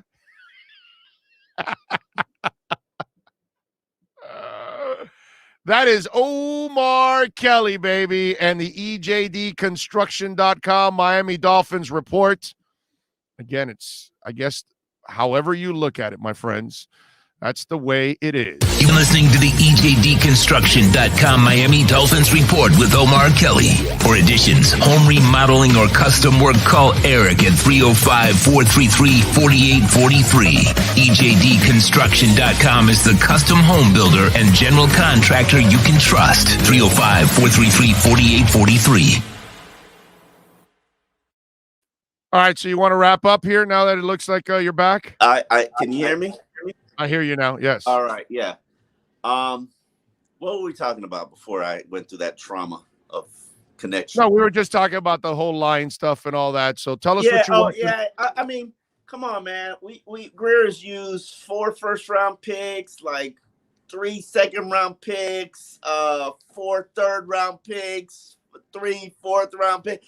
And I'm what are you, Cuban or something? You're exaggerating? What are you, Cuban or something? No, what the hell no. I mean, I'm just the Dallas Thomases, the Jamal Douglases. Don't blame that. That's not, he's not in charge in those days, on him. dude. He's director of college scouting.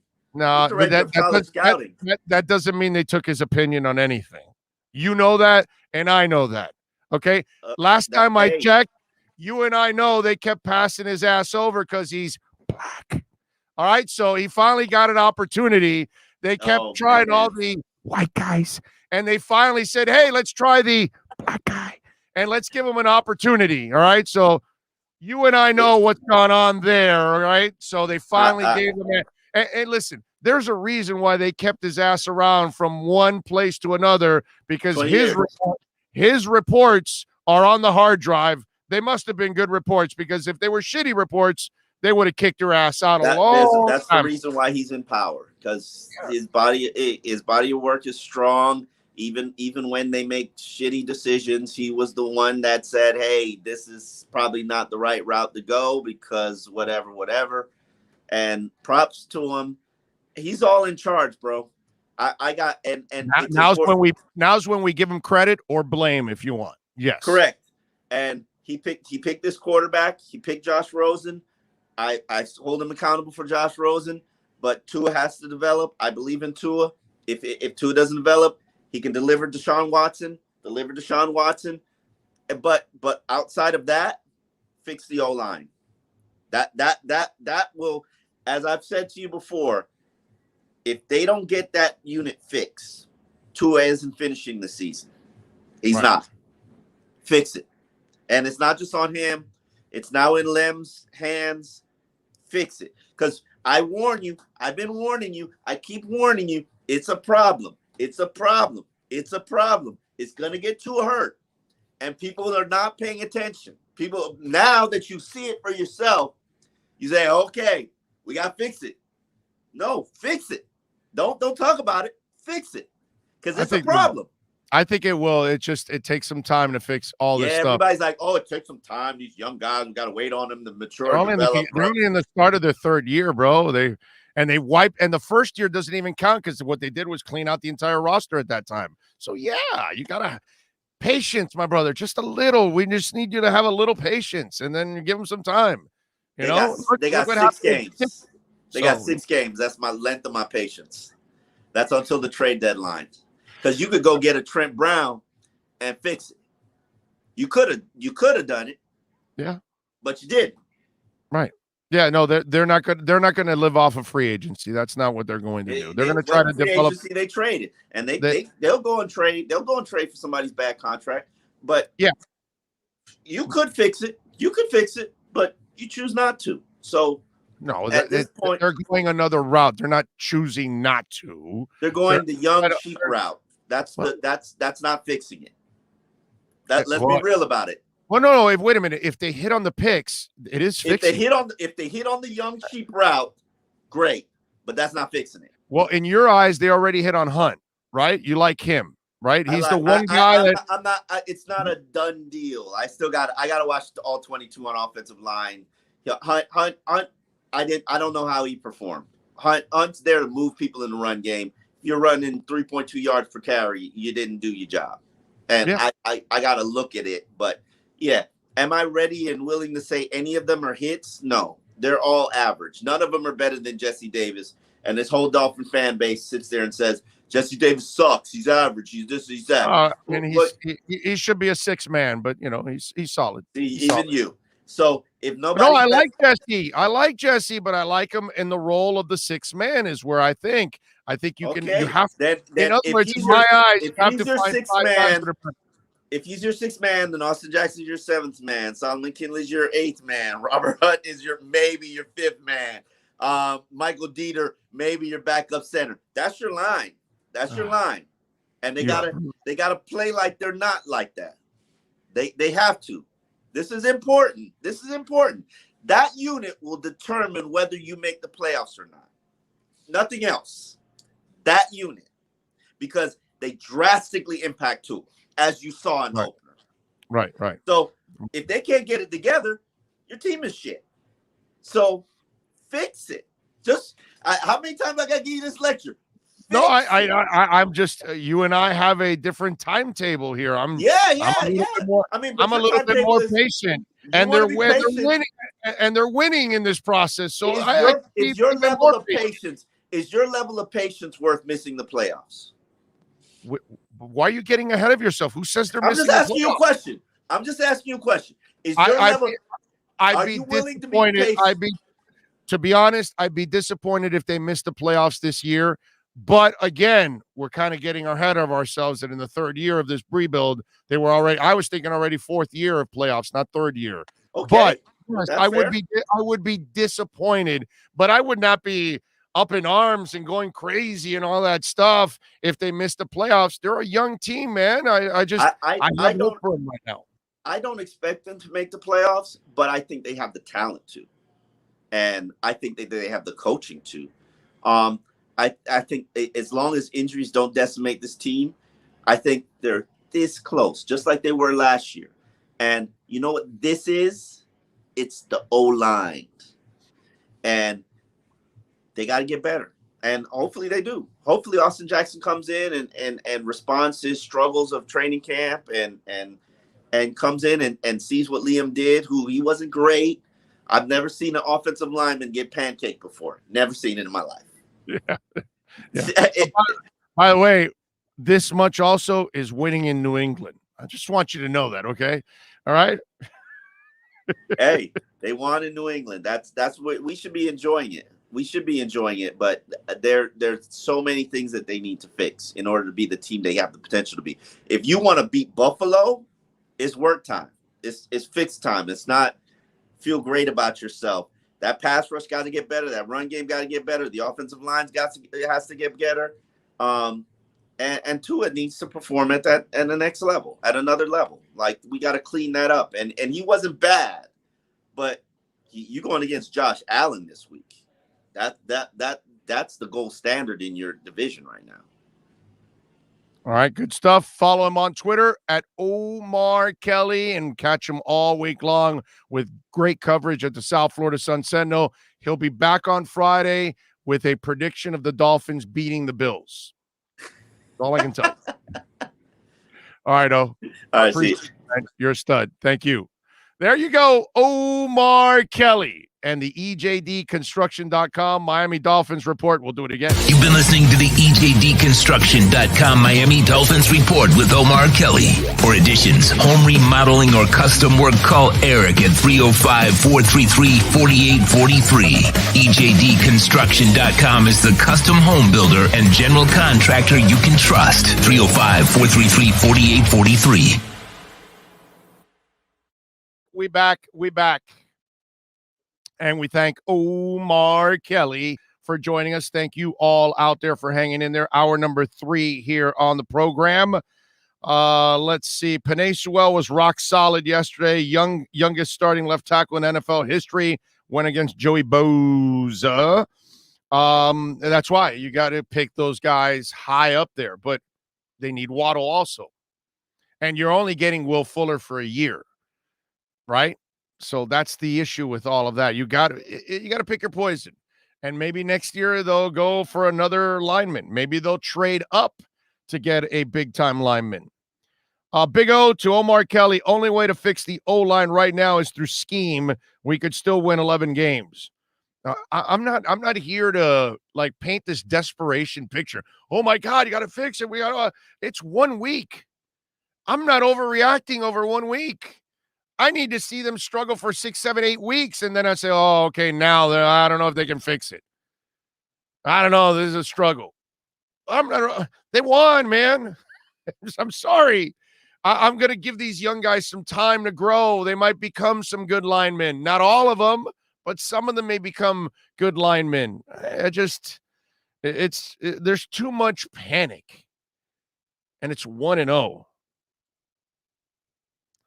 Jean-Luc of your eyes says Davis is best coming in to spot you off the bench. I love him. I love Jesse Davis as a 6-man. I think he's fantastic as a 6-man. But a starter?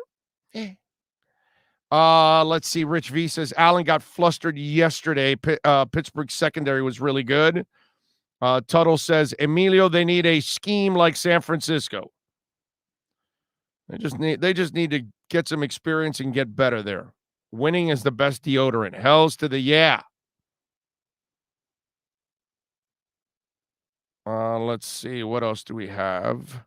Radically says, Mac looked good, but is holding the ball too long. He isn't going to make it in the end of the season.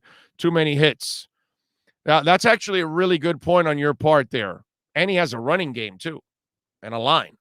And, I worry about our guy, too, Tua. He did it 3 times yesterday, and I was concerned about that. And I know he did it, and it's not because he doesn't see the rush or any of that kind of stuff. He has plenty of awareness, but he has to have better awareness of get rid of the effing ball, bro. Get rid of the ball. Pressure's coming. Get rid of it, man. Live to fight another damn day. Eric Storm says players need to develop. Takes 3 years. This is year 2, and they're already coming off a 10-win season, looking at another 10 to 11 wins this year. Eric, thank you, sir, for having some common sense. I really appreciate that. I do, actually. I think it's cool. AJ Wenzel says, dude, we just let New England kill us on the ground with a rookie. Come on now. And again, just spin it around. Give Tua the line in the running game. Give Mac Jones let's say a mediocre line right now and barely any running game. See how it works out. So if Tua won with the lesser front, you give him the better front. They rout the Patriots. They don't beat the Patriots. They rout the Patriots. So I wouldn't go too crazy about all of that. And the rookie ended up losing. So he didn't really win. He played well. There's no doubt. He made some throws that he's got some cojones. That's the obvious part about Mac Jones. The kid has got cojones. Don't forget, folks, to please smash the hell out of the like button. It is incredibly important that you smash the like button. And, of course, that you can reach out to us on Twitter at Big O Show. You can reach out to us on, email, Big O Radio Show at yahoo.com. And Cash App and Venmo. Address is Cash Big O Show. That's Cash Big O Show on Cash App or Venmo. I know that you can send it in also on the Super Chat here, but YouTube takes away 30% on Cash App and Venmo for the donation. The show gets to 100%. So if you'd like to make a donation and help us grow, you can do that at Cash Big O Show. John Viato says, Big O, Manny is on borrowed time. I see Michigan State beating the Canes. John, you need to rewind and check out what I said. Forget Manny. It has nothing to do with Manny anymore. Vivian Martin says, we can beat the Bills Sunday. O-line gives Tua more time to throw downfield, or Fuller will do us no good. I'm happy we won. Blessed. Yes, we are. JLT says, we need to enjoy this win and believe in our team. We know they have problems. Got to have some faith in the team and flow. Fins up. Ernesto Zayas. I remember Zayas clothing, right? Is that still around? Back in Hialeah, used to sell the suits. Zayas, right? Right off of 49th Street. Is it possible for improvement in that O-line as the year goes by? Or Ernesto, I hope so, my friend. I'm expecting them to improve. If they don't, yeah, that'll be a problem, a big-time problem. Big-time problem. Yeah, no, they've got to improve, my man. They have to. They've got to find a way. Oscar Rodriguez says the most important thing is that we got the win. We need to improve for sure, but the best football needs to be played on November and December. We have to adjust, and we've started with a W. Now, around the NFL, by the way, Jets ended up losing to the Panthers 19-14. They did lose Micaiah Becton. It looks to a knee injury. I haven't heard yet how serious that knee injury is and if he's lost for the year. Since I started the show, I haven't really checked the headlines, to be honest with you, and that's my bad, but I don't see anything there. Let me see. Marcus Davenport had an MRI on the pectoral injury. LaMarcus Joyner likely out for the season with a torn tendon. Jedrick Willis is day-to-day with an ankle injury.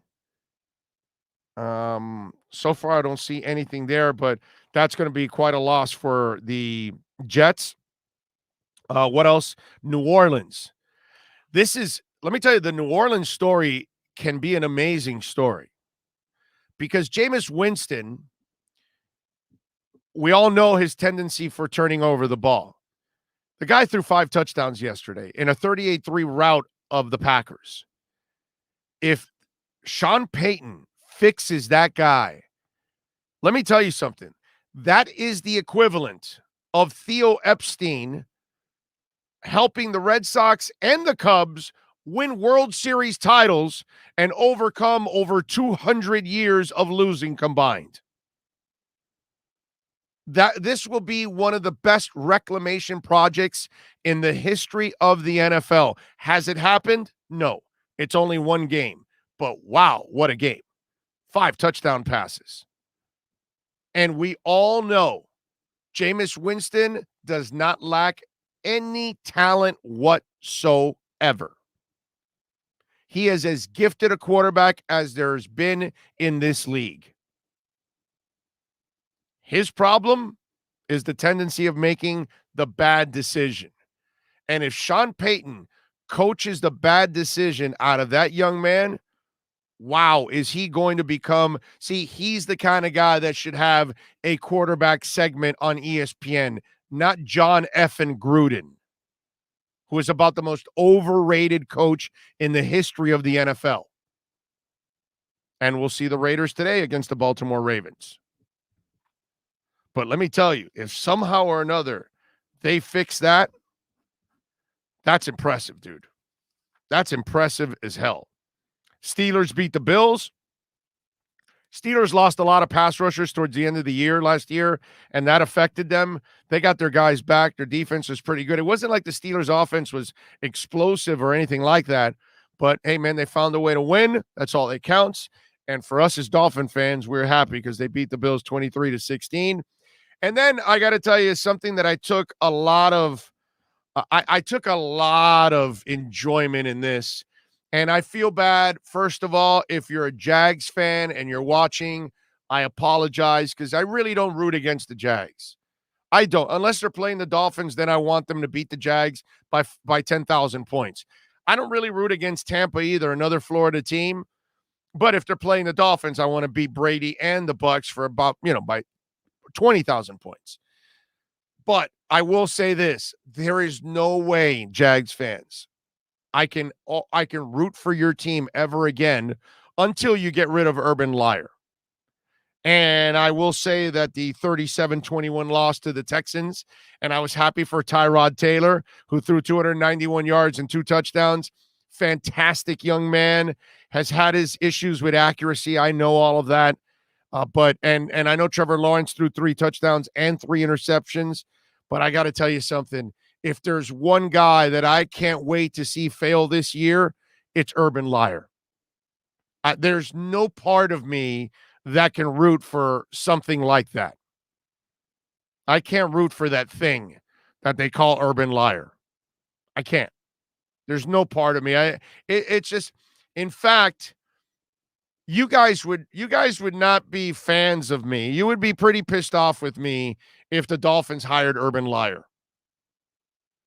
Because I really wouldn't have been a big fan of the hire. I'm not big on him transitioning to the NFL. And I think he's a first-class jerk and a liar. But the beauty about Urban Liar is that if he goes 0-7, he can actually, it's the big one. It's the big one. And he can lie about his heart issue again. And then take off.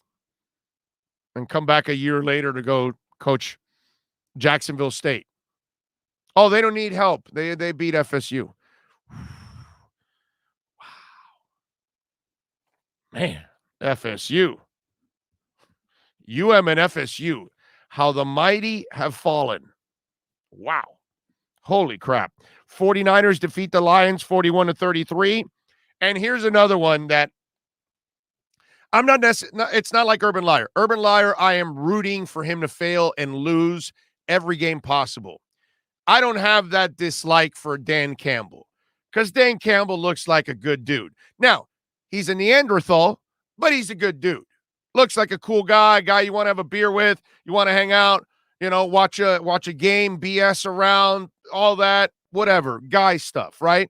Dan Campbell looks like that guy. Now, Dan Campbell, to me, doesn't look in any way, shape, or form like a good head coach. And I know they stormed back and scored like 16 points in the fourth quarter yesterday, but I never took Dan Campbell serious when he was here for the Miami Dolphins, much less now in Detroit. And that's one that I'm not rooting for Detroit to fail because I don't like this Dan Campbell, but I do not believe in Dan Campbell whatsoever. The meathead approach to coaching is not something that is actually going to help you here. It might help you in high school. I don't even think it helps in college or the NFL. These kids and these young men are too they're too in tune with what's going on at those levels that they're not going to be motivated by a bunch of rah bullshit. In the end, they know the game and they want you to put them in positions to succeed. And they want you to show them how to win. And if you don't know how to show them how to win and put them in positions to succeed, they're going to tune your ass out no matter how many rah speeches you get, no matter if you want to hit your head against the locker room and dent it, whatever stupid ass Neanderthal thing that you want to do, talk about biting ankles and biting knees. And we're going to be, all that silliness that Dan Campbell's in. I drink 8 gallons of coffee every morning because I'm Mr. Tough Guy. all that crap goes out the window. So if he continues to lose, which I expected, not rooting for it, but I expect it, this is going to end like every other Lions tenure pretty much for the coaches. Now, I'm still trying to figure out, let's see, Jim Caldwell won 3 out of 4 seasons with you, took you twice to the playoffs, and you fired him. How many Detroit Lions coaches do that? I'm sorry, how many white head coaches do that? But I get why Jim Caldwell wasn't good enough. He's black. Oh, Lordy. If you don't want to hear the truth, you may not like this show sometimes. Okay? I'm just saying. Cards defeat the Titans.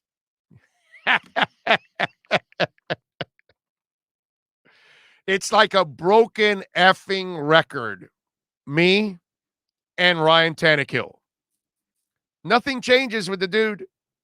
Now he puts up all these amazing numbers and people buy into it. And I love when people say, well, you know, we had him here, but now he's a different quarterback in 10. He's not a different quarterback. He's a game manager. And he's done a nice job as a game manager. I'll give him that. He has turned into a solid game manager. But he is a guy that is a one-dimensional player. And if he doesn't have a running game, he'll never bail you out. And if he falls behind, he can't storm back and bring you back because that's not who he is. Unless Derrick Henry is running wild, it's the only way he can bring you back. But when Derrick Henry is shut down like he was, I think his first 8 rushes were for like 9 yards or something. He ended up with a total of 17 for 58. And Tannehill ended up with 212 yards, a touchdown, and an interception. He did rush twice for 17 yards and a touchdown also. But some things never change, and I keep telling everybody this same thing, and there's still people out there that think he's actually developed into this great quarterback or something because they fall in love with stats, and the stats really don't tell the whole story. And yes, he's great as a front runner. When Derrick Henry's running the ball, yesterday when I saw them fall behind, immediately I knew the game was over. I was laughing looking at Sean, my producer over there at Sports Grill, and I was telling him, it's over. It's done. Can't get it. This is who he is. The last 2 years in the playoffs, once they shut Derrick Henry down, he can't do anything. This is a guy that was winning playoff games, throwing 70 and 90 yards because Derrick Henry was carrying your ass for 200. Freaking hilarious, dude. And it's amazing to me that some people still don't see it. I'll give Tanny credit. He's turned himself into a solid game manager. He has. Okay? If everything is working around him, if everything is designed perfectly, he'll get the ball to the guys, and you're good. But if chaos ensues, he's out. Done. Put it this way. You don't win yesterday's game with Ryan Tannehill at quarterback for the Miami Dolphins. That's all you need to know. Okay? Those are the facts. But I do love that people are still in denial about Tannehill. It's funny as hell, I got to say. Chargers defeated Washington 20-6. Sadly, Fitzpatrick got a hip injury. They went with the I forgot the name of the kid that was in the XFL now. I'm forgetting his name. It's not important anyway. Now, the storyline out of that now is now they're saying, will Ron Rivera go get Cam Newton? And what I would say to that is don't. Because all of a sudden, if Fitz is going to come back eventually and he's going to miss a few weeks, you're going to have to change the entire offense for Cam. And then you're going to have to go back. Heineke was the kid. And so why do that? And you're not a team that's supposed to be in the playoffs or anything. I know it's a shitty division and anybody can win that crap division. And so Washington has the chance because they did last year. I got you. I understand. But at one point, you have to understand that Cam Newton is not the answer anymore. And unless you're going to change to running offense with an inaccurate quarterback, it just doesn't make any sense. It really doesn't. Mike Jamorzek says, oh no, he's talking to somebody else. Eric Storm says, kid looked good for Washington. They can rely on that defense and Gibson. Gibson is a good player, man. He has turned into a good player. Tannehill's problems is mental. Defenses that want to stop him just start barking at him and he loses focus. No, that's not it. It's you stop the running game and he can't carry you with his arm. That's all. It's pretty simple. It's the obvious. It happens to him all the effing time. As long as Derrick Henry is running great, then he can compliment Henry. But once Henry's not running great, he's done. He's cooked. Let's see. Big O, how about those Dolphins plus 165 tickets cashes? Oh, yes, I'm with you. I won twice. By the way, I got to thank the Dolphins, okay? Because I ended up going 4-4 against the spread. So let me explain it to you guys. I took Tennessee -3. I figured Henry was going to run all over him, and it didn't happen. So there you go. Lost 38-13. I lost it. I took Seattle -3. They won 28-16. So I'm 1-1. I took the Vikings -3 against the Bengals, and the Bungles ended up winning in overtime 27-24. Lost it. I took the Chiefs -5.5. And the Browns, man, they gave them a hell of a game. And the Chiefs won by 4. Not enough, so I lost 5.5. So now I am 1-3. I took Denver -3. I won 27-13. So I'm 2-3 now. And then I took Green Bay -3.5. We all know how that ended. And guess what? Jameis Winston lit it up 38-3. I lost. So now I'm 2-4 against the spread. Dolphins. I took the Dolphins +3, and I took the money line. Boom, 4-4. So, tiebreaker today is Ravens -4 at the Raiders. -200 is the money line. Over and under is 50.5, and +170 for the Raiders in the money line. I'll give you the pick in a minute. But thanks to the Dolphins, I got to 500. Appreciate that. Thank you. Thank you, Miami. Miami saved my ass yesterday. Big O, Newton to Baltimore would make sense because it's a similar type of running game. It would. But you would have 2 inaccurate passers. So that'd be fantastic. Also, Omar is a drama queen. No, dude, listen. You guys and ladies out there, we have to understand. It's sports. You're going to get stuff right and you're going to get stuff wrong. I'm going to get stuff right and wrong. So is Omar. Omar was saying early on, because he loves to watch the line, that the backup center had to go, Acura. And he was right. Watching it in training camp. And they ended up going to get somebody else. You know, you're going to be right about some assessments. You're going to be wrong about others. But that's sports. It's the beauty of sports. I can tell you this. Omar does not do it to stir it up and get you guys riled up. If he tells you something, it's because that's what he sees. Just like Alan Poupar, and that's what Joe Shad does. Look, Omar and Omar and Alan picked the Patriots. Joe Shad picked the Dolphins. You're going to get it right. You're going to get it wrong. Hey, I picked the Dolphins, so I got it right. I easily could have got it wrong yesterday. A play or two goes their way, and I'm wrong, and I miss out on both bets. Possibly, definitely the money channel, the money line one. That's for damn sure. So it's not done for shock, and you guys and ladies out there should not get bent out of shape because somebody doesn't say something you like.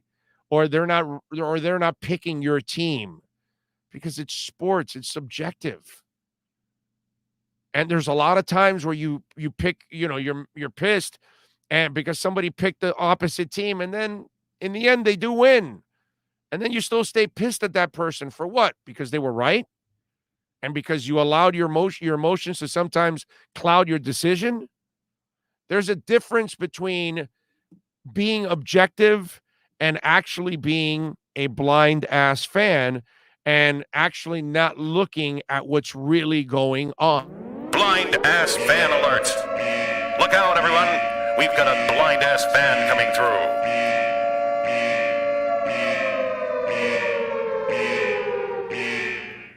It's like the people now that you see complaining about Manny Diaz, and really it's useless at this point.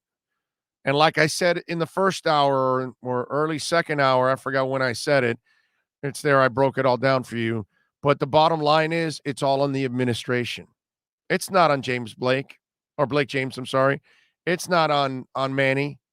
It's the administration. But if you want to be a blind-ass fan thinking that if you fire Manny, it's going to solve the issue, no, dude. It'll be another Shannon. It'll be another Golden. It'll be another Manny. That's all. They'll just look different on the sidelines, but it's the same goofball that's back there. It doesn't matter which one of those three you put in there. None of them can get the job done. But if you think, the track record already shows you that they're not going to spend for elite. But if you want to kid yourselves, don't get mad at the person that tells you this. And I'm sure there are UM fans that probably are pissed at me when I say, yeah, they'll never be elite again. Because this is what you settle for.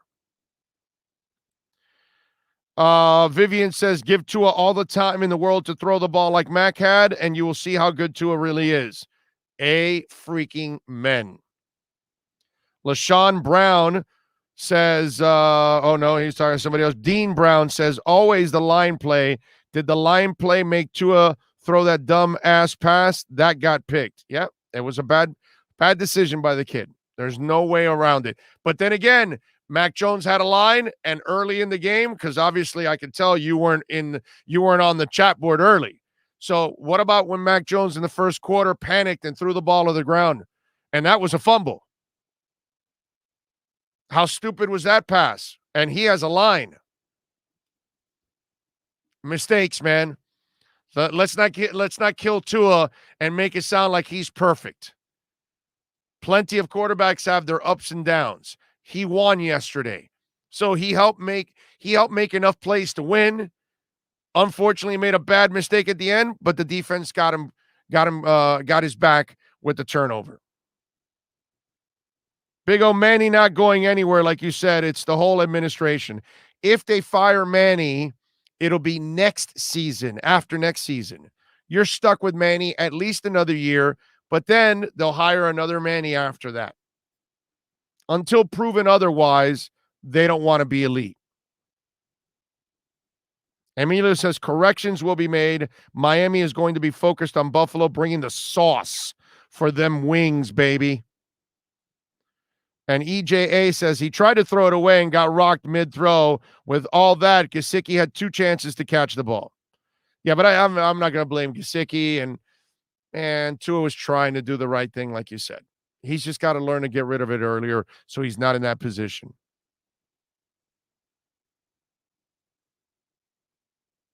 David Pelilio says, when you say give him the time Mac had, you realize you're saying you're calling out the O-line and pass rush isn't great, which is what Omar and you jumped on for him. Pass rush. No, what we're saying is if you give him the O-line in the running game, he'll have time to make passes. That's the time that Mac had. That's what we're saying. Has nothing. Doesn't matter. The pass rush on either side doesn't matter a damn bit. If you give them the New England line and the running game, Miami routes New England. Routes them. Love what Omar had to say today, but he keeps saying just to fix the line, how would Omar or you fix the O-line? Well, Darren, I'm not ready to say fix the O-line. They're doing that right now. See, Omar is closer to giving up on guys. I'm not. I'm not ready to give up on any of these guys on the line yet. I need to see enough before I make a decision who's good and who's bad. So we're not ready. How do we not? We don't know if 2 or 3 of these guys end up becoming studs. So if they do, then you are fixing the O-line, and you're doing it the best way possible through youth. Oh, the Gators had to shell out money for a new practice facility and pay for Dan Mullen, and they still lag behind the Alabamas. Yeah, that's right, but at least you got a shot, right? Okay, let's put it this way. Dan Mullen or Manny Diaz. Dan Mullen, Randy Shannon. Dan Mullen, Al Golden. You know what I'm saying? Al Golden did more. Where was he? Was it Ole Miss? Dan Mullen probably did. Was it Ole Miss where he was right before Florida? He probably did more there than any of these guys have done here. You know? And he picked up a bad program that was, down, Florida. So he has to build it up. Hey, listen, right now they're the best team in the state. Doesn't say much, but because it's not like the teams in the state are impressive. But Florida right now is the best team in the state. Big O, what do you think of Oregon beating Ohio State? Was Mario Cristobal ever considered for the U? You need to rewind, sir. I think it was latter part of the first hour, early part of the second hour. It's kind of a 2-part thing.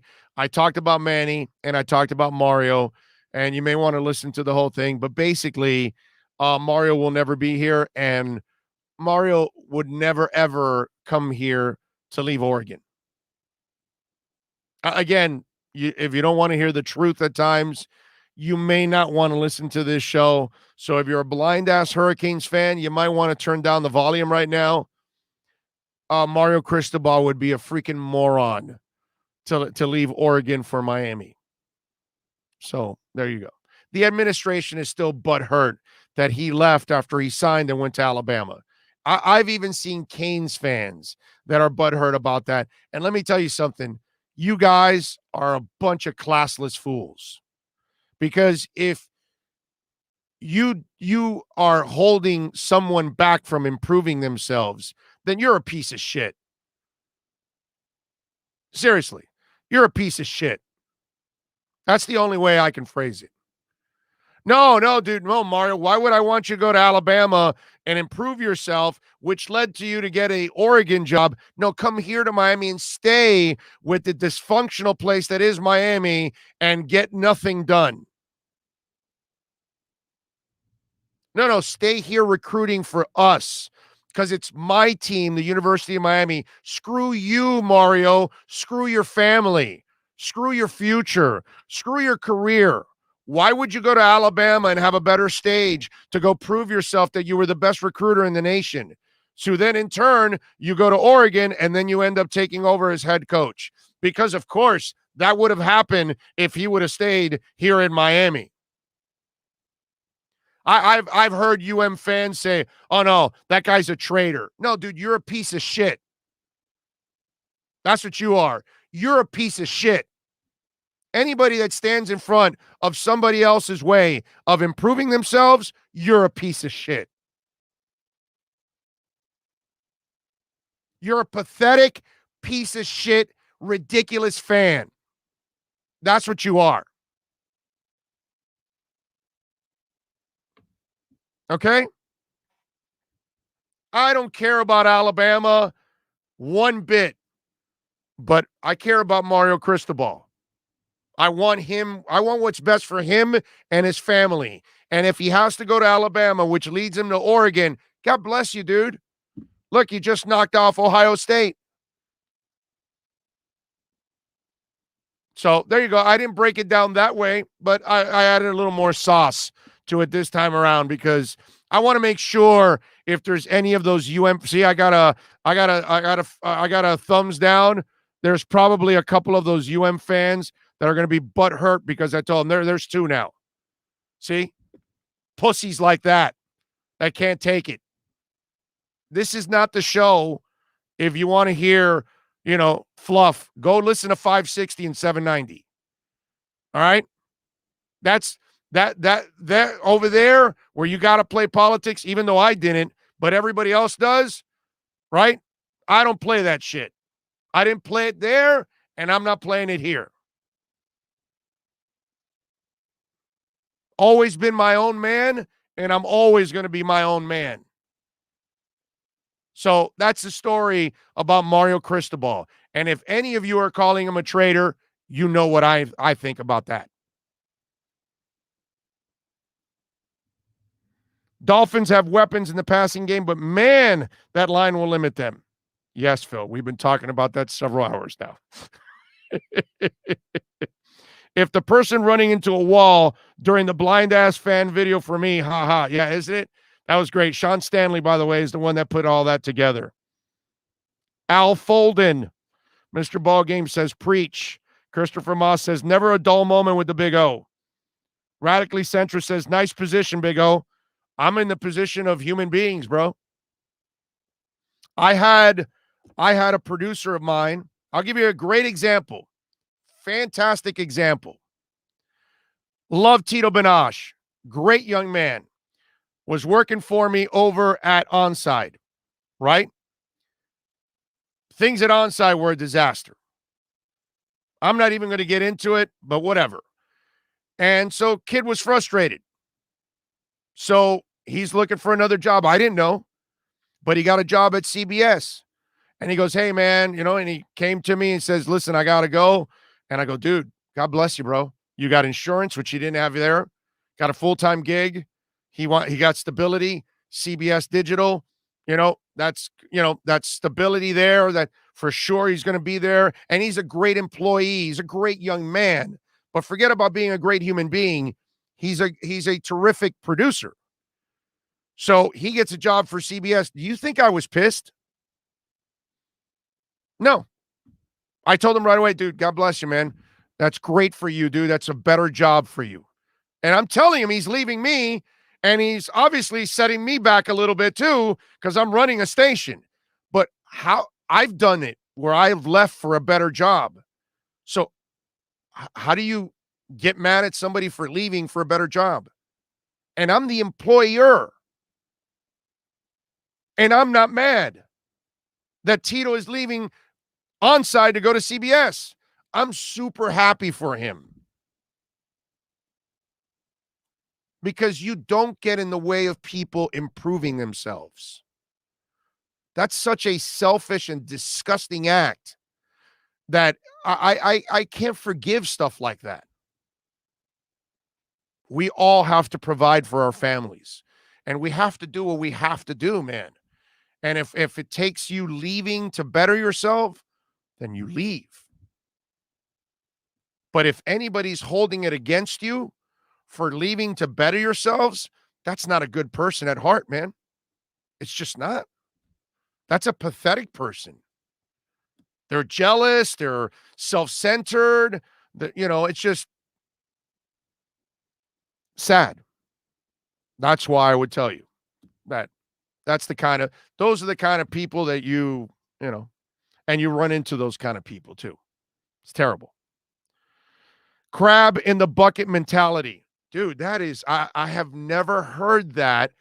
That's an effing great line. Well, that's why you're the professor. I am simply a Padawan, sir. Professor Padawan. Okay. I'm learning on that one. That is a great one. Crab in the bucket mentality. Dude, bomb. Awesome. Let's see what else do we have here. Oh, I want Ed Reed for head coach.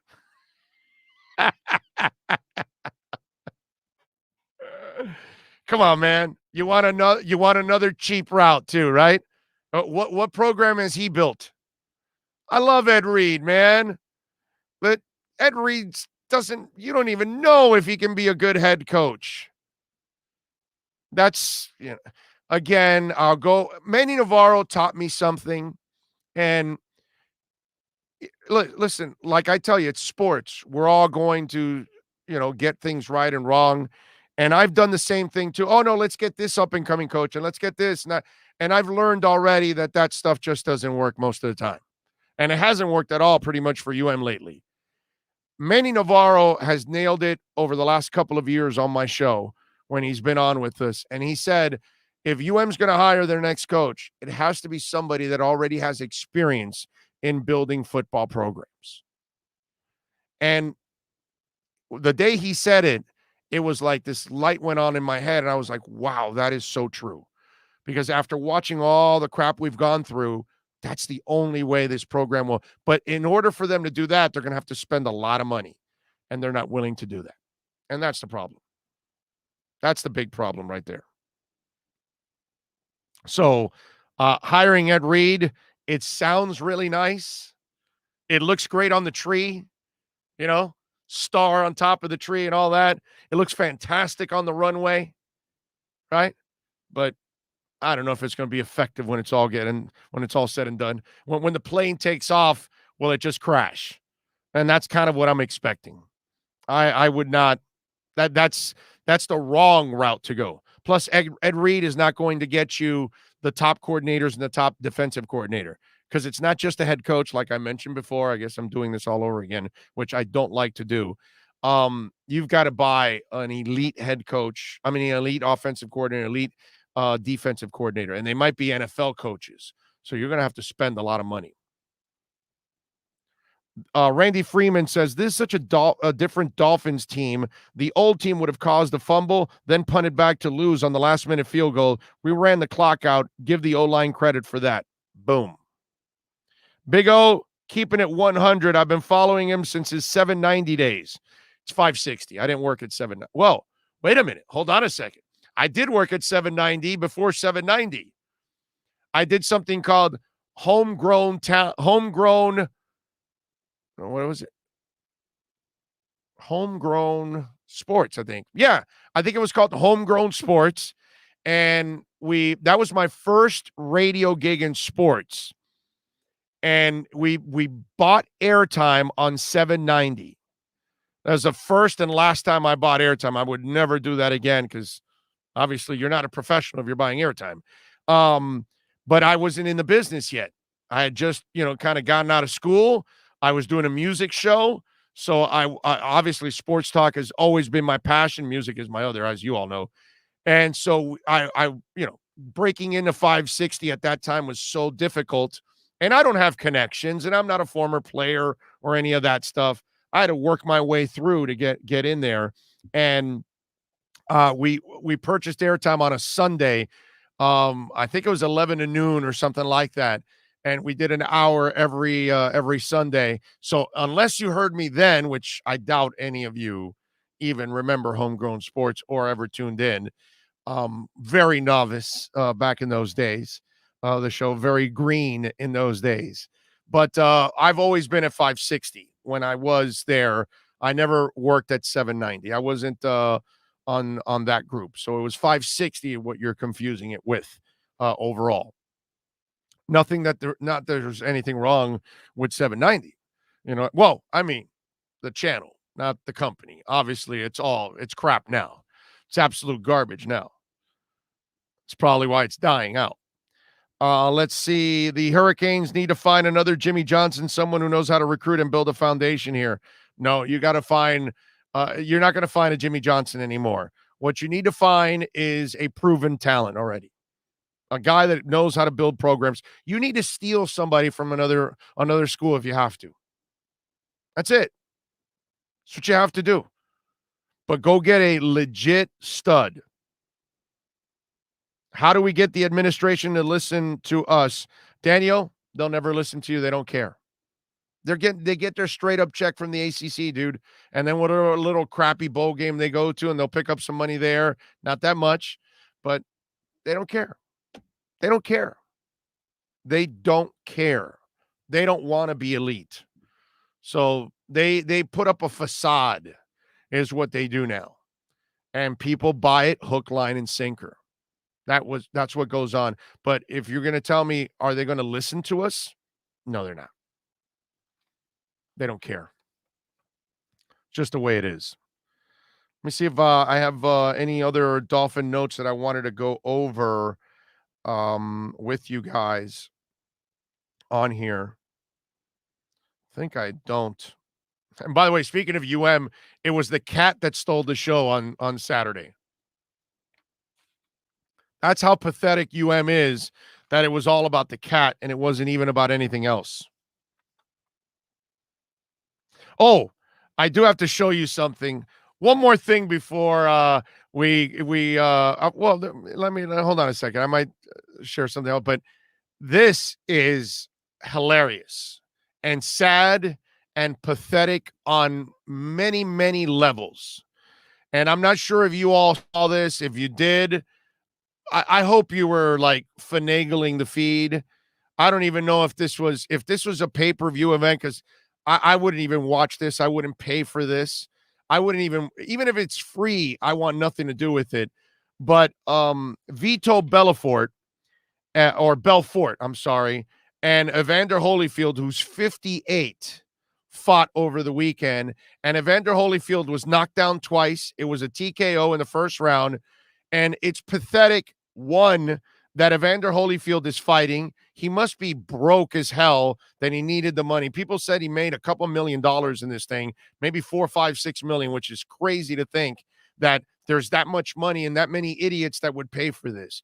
But I just want to know how sad of an individual you must be in order for you to pay to watch this garbage.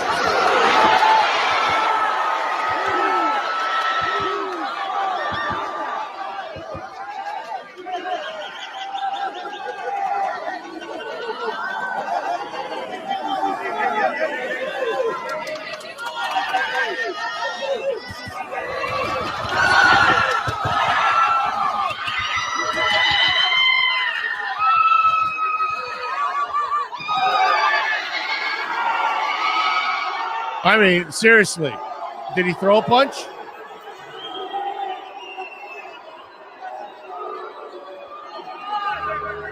People are booing. Like, what did you expect? Did you actually expect a real fight?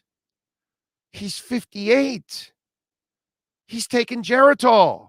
He's got Depends on under those shorts. And new from Mattel, the Evander Holyfield punching bag. You just saw him the other night at Hard Rock getting knocked out twice, and you can now pound on Evander Holyfield just like Vito did over the weekend. There you go. It's a big punching bag. It's red, white, and blue. It's got stars on it like him. He thought he was Apollo Creed. He looked like Apollo Weed. I mean, seriously. Come on. That's what they're putting out there? That's entertainment? And who the hell got dressed up to go out to see that? I mean, wow. People will pay for anything on the air nowadays. People will actually go watch this.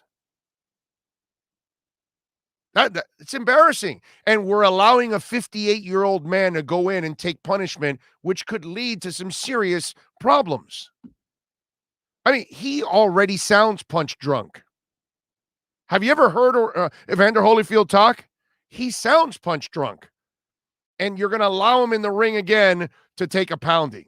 I get it. He's broke. He bought that house that was like 10 blocks long. I remember reading an article once about Evander Holyfield's house that I believe it was like $50,000 a month just to manicure the lawn and the trees and the bushes and the flowers, like $50,000 a month. That's how big the property was. Dude's broke. And people watch that. People watch that garbage. Wow. Holy moly, dude. I saw that and it was like, really? Because that's the fight that De La Hoya was supposed to be in, but he got COVID, so Evander stepped in. Disgusting. Really. Mute your mic. Oh, echo? Really? Oh, you're talking about the Evander thing. Oh, okay. My bad. I'm sorry. I forgot that when I play audio, I got to mute my mic. My bad. I apologize. Well, you didn't really need the audio, right? The audio wasn't, at least the audio wasn't important on that clip. He's in great shape for 58, though. Yeah, no, he's in great shape for being a punching bag. You're right about that. Let's see. There would be no rich people in the world without fools. Damn, that's a great line. That's a fantastic line. Wow. You guys are coming up with some good ones. Tons of suckers in the world, Big O. Amen to that. Fight sponsored by Medic Alert. I've fallen and I can't get up. The next one is Riddick Bowe and Lamar Odom. I know. You and Omar are both right, geesh. It all comes down to pay-per-view. People want to watch. Fighters get paid. Amen. Modern Mode. I don't know where he goes. Underrated album of the 90s, The Fix Inc. Saw them at Club New, that tour. I was there at Club New for that one. And Inc. is great. Calm Animals, that other album that comes right after. Inc. has How Much Is Enough? Yes. When your world is empty, how much is enough in a land of plenty? I know my fix. Don't mess with my fix. Okay? So for those of you that don't know, Iron Maiden, U2, The Cure, The Fix. Those are my four like all-time favorite bands. Like I am fanatical about those bands. I will see them anywhere. I will travel anywhere, including The Fix. I will travel anywhere. Cy Kernan is a phenomenal talent. Love The Fix. I like all their albums, actually. Good stuff. I have no idea why you threw that out there because it's nothing that we were talking about. But if you know me, which sounds like you do why you would bring that up, you went right for my heart and went for The Fix. Thank you, sir. Xavier Combs says, there were also some drops and penalties to get things off schedule. That's very true. Years ago, Richard says, Miami Hurricanes boosters demanded a product. They spent a lot of money and didn't want a lousy team. Today, who knows? I don't know. I love Depeche Mode, but The Cure is my favorite band out of that group. Love the Smiths, but The Cure. You know what I'm saying? There's, I guess, to each his own, you know? Jamie says, from what Flo has showed us, I think they didn't want to put a whole lot on tape for the Bills game, so they only did the necessary to win on offense, and they will unleash next week. Do you agree? Nah, Jamie, I think once you get into a game, you need to win the game, and you need to find a way to win the game. They remember what I think is, Jamie, they will be able to do more as they get better. And if the line improves, then the playbook expands, and you're able to do more things because the running game will become a bigger part. So, Jamie, I think they did whatever they had to do to win, my brother. And they were going to call anything in the playbook to win. You only get 17 of these babies, and you've got to make the most of them. And by starting off 0-1, you're already behind the 8 ball, as you all know. And that's why it's imperative to start strong early on in a season. All right, folks. Jonesy says, number 1, Pink Floyd. Number 2, Grateful Dead. Number 3, Rush. Number 4, Pearl Jam. And number 5, Led Zeppelin. Wow. But you went all rock. Like, see, I kind of spreaded things out a little bit. If I start going all rock, then yeah, it's a different list. Chuck says, Scorpions. Love Scorpions. I love Judas Priest, my brother. I love Metallica. There's a lot of bands that I love too, but Iron Maiden has always been my favorite. I have been a monster Iron Maiden fan since I was a young teenager. I got into it on the back end of Paul Di'Anno, and then it became my band when The Number of the Beast came out.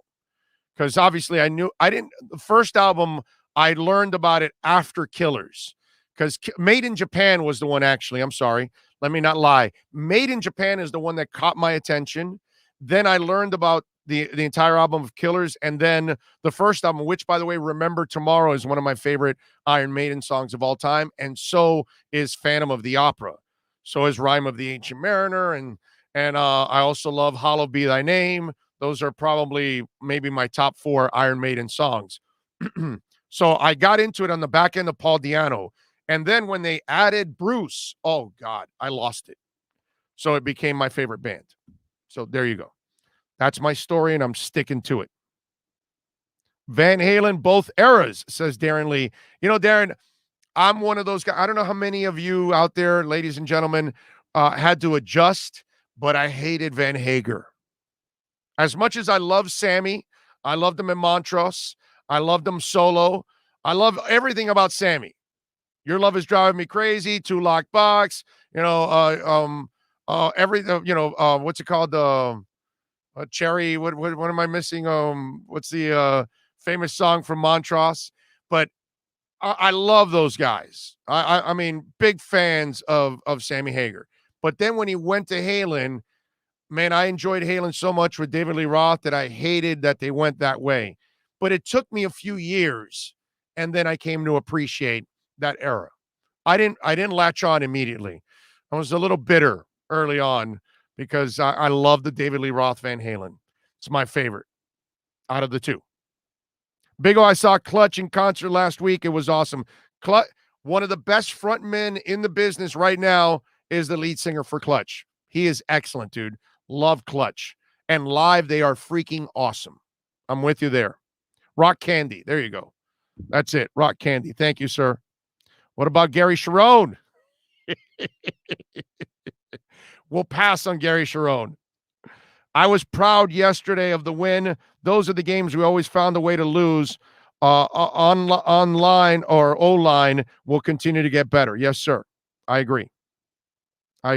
Big O, how much damage do you think Nevin Shapiro did to the program with that whole scandal?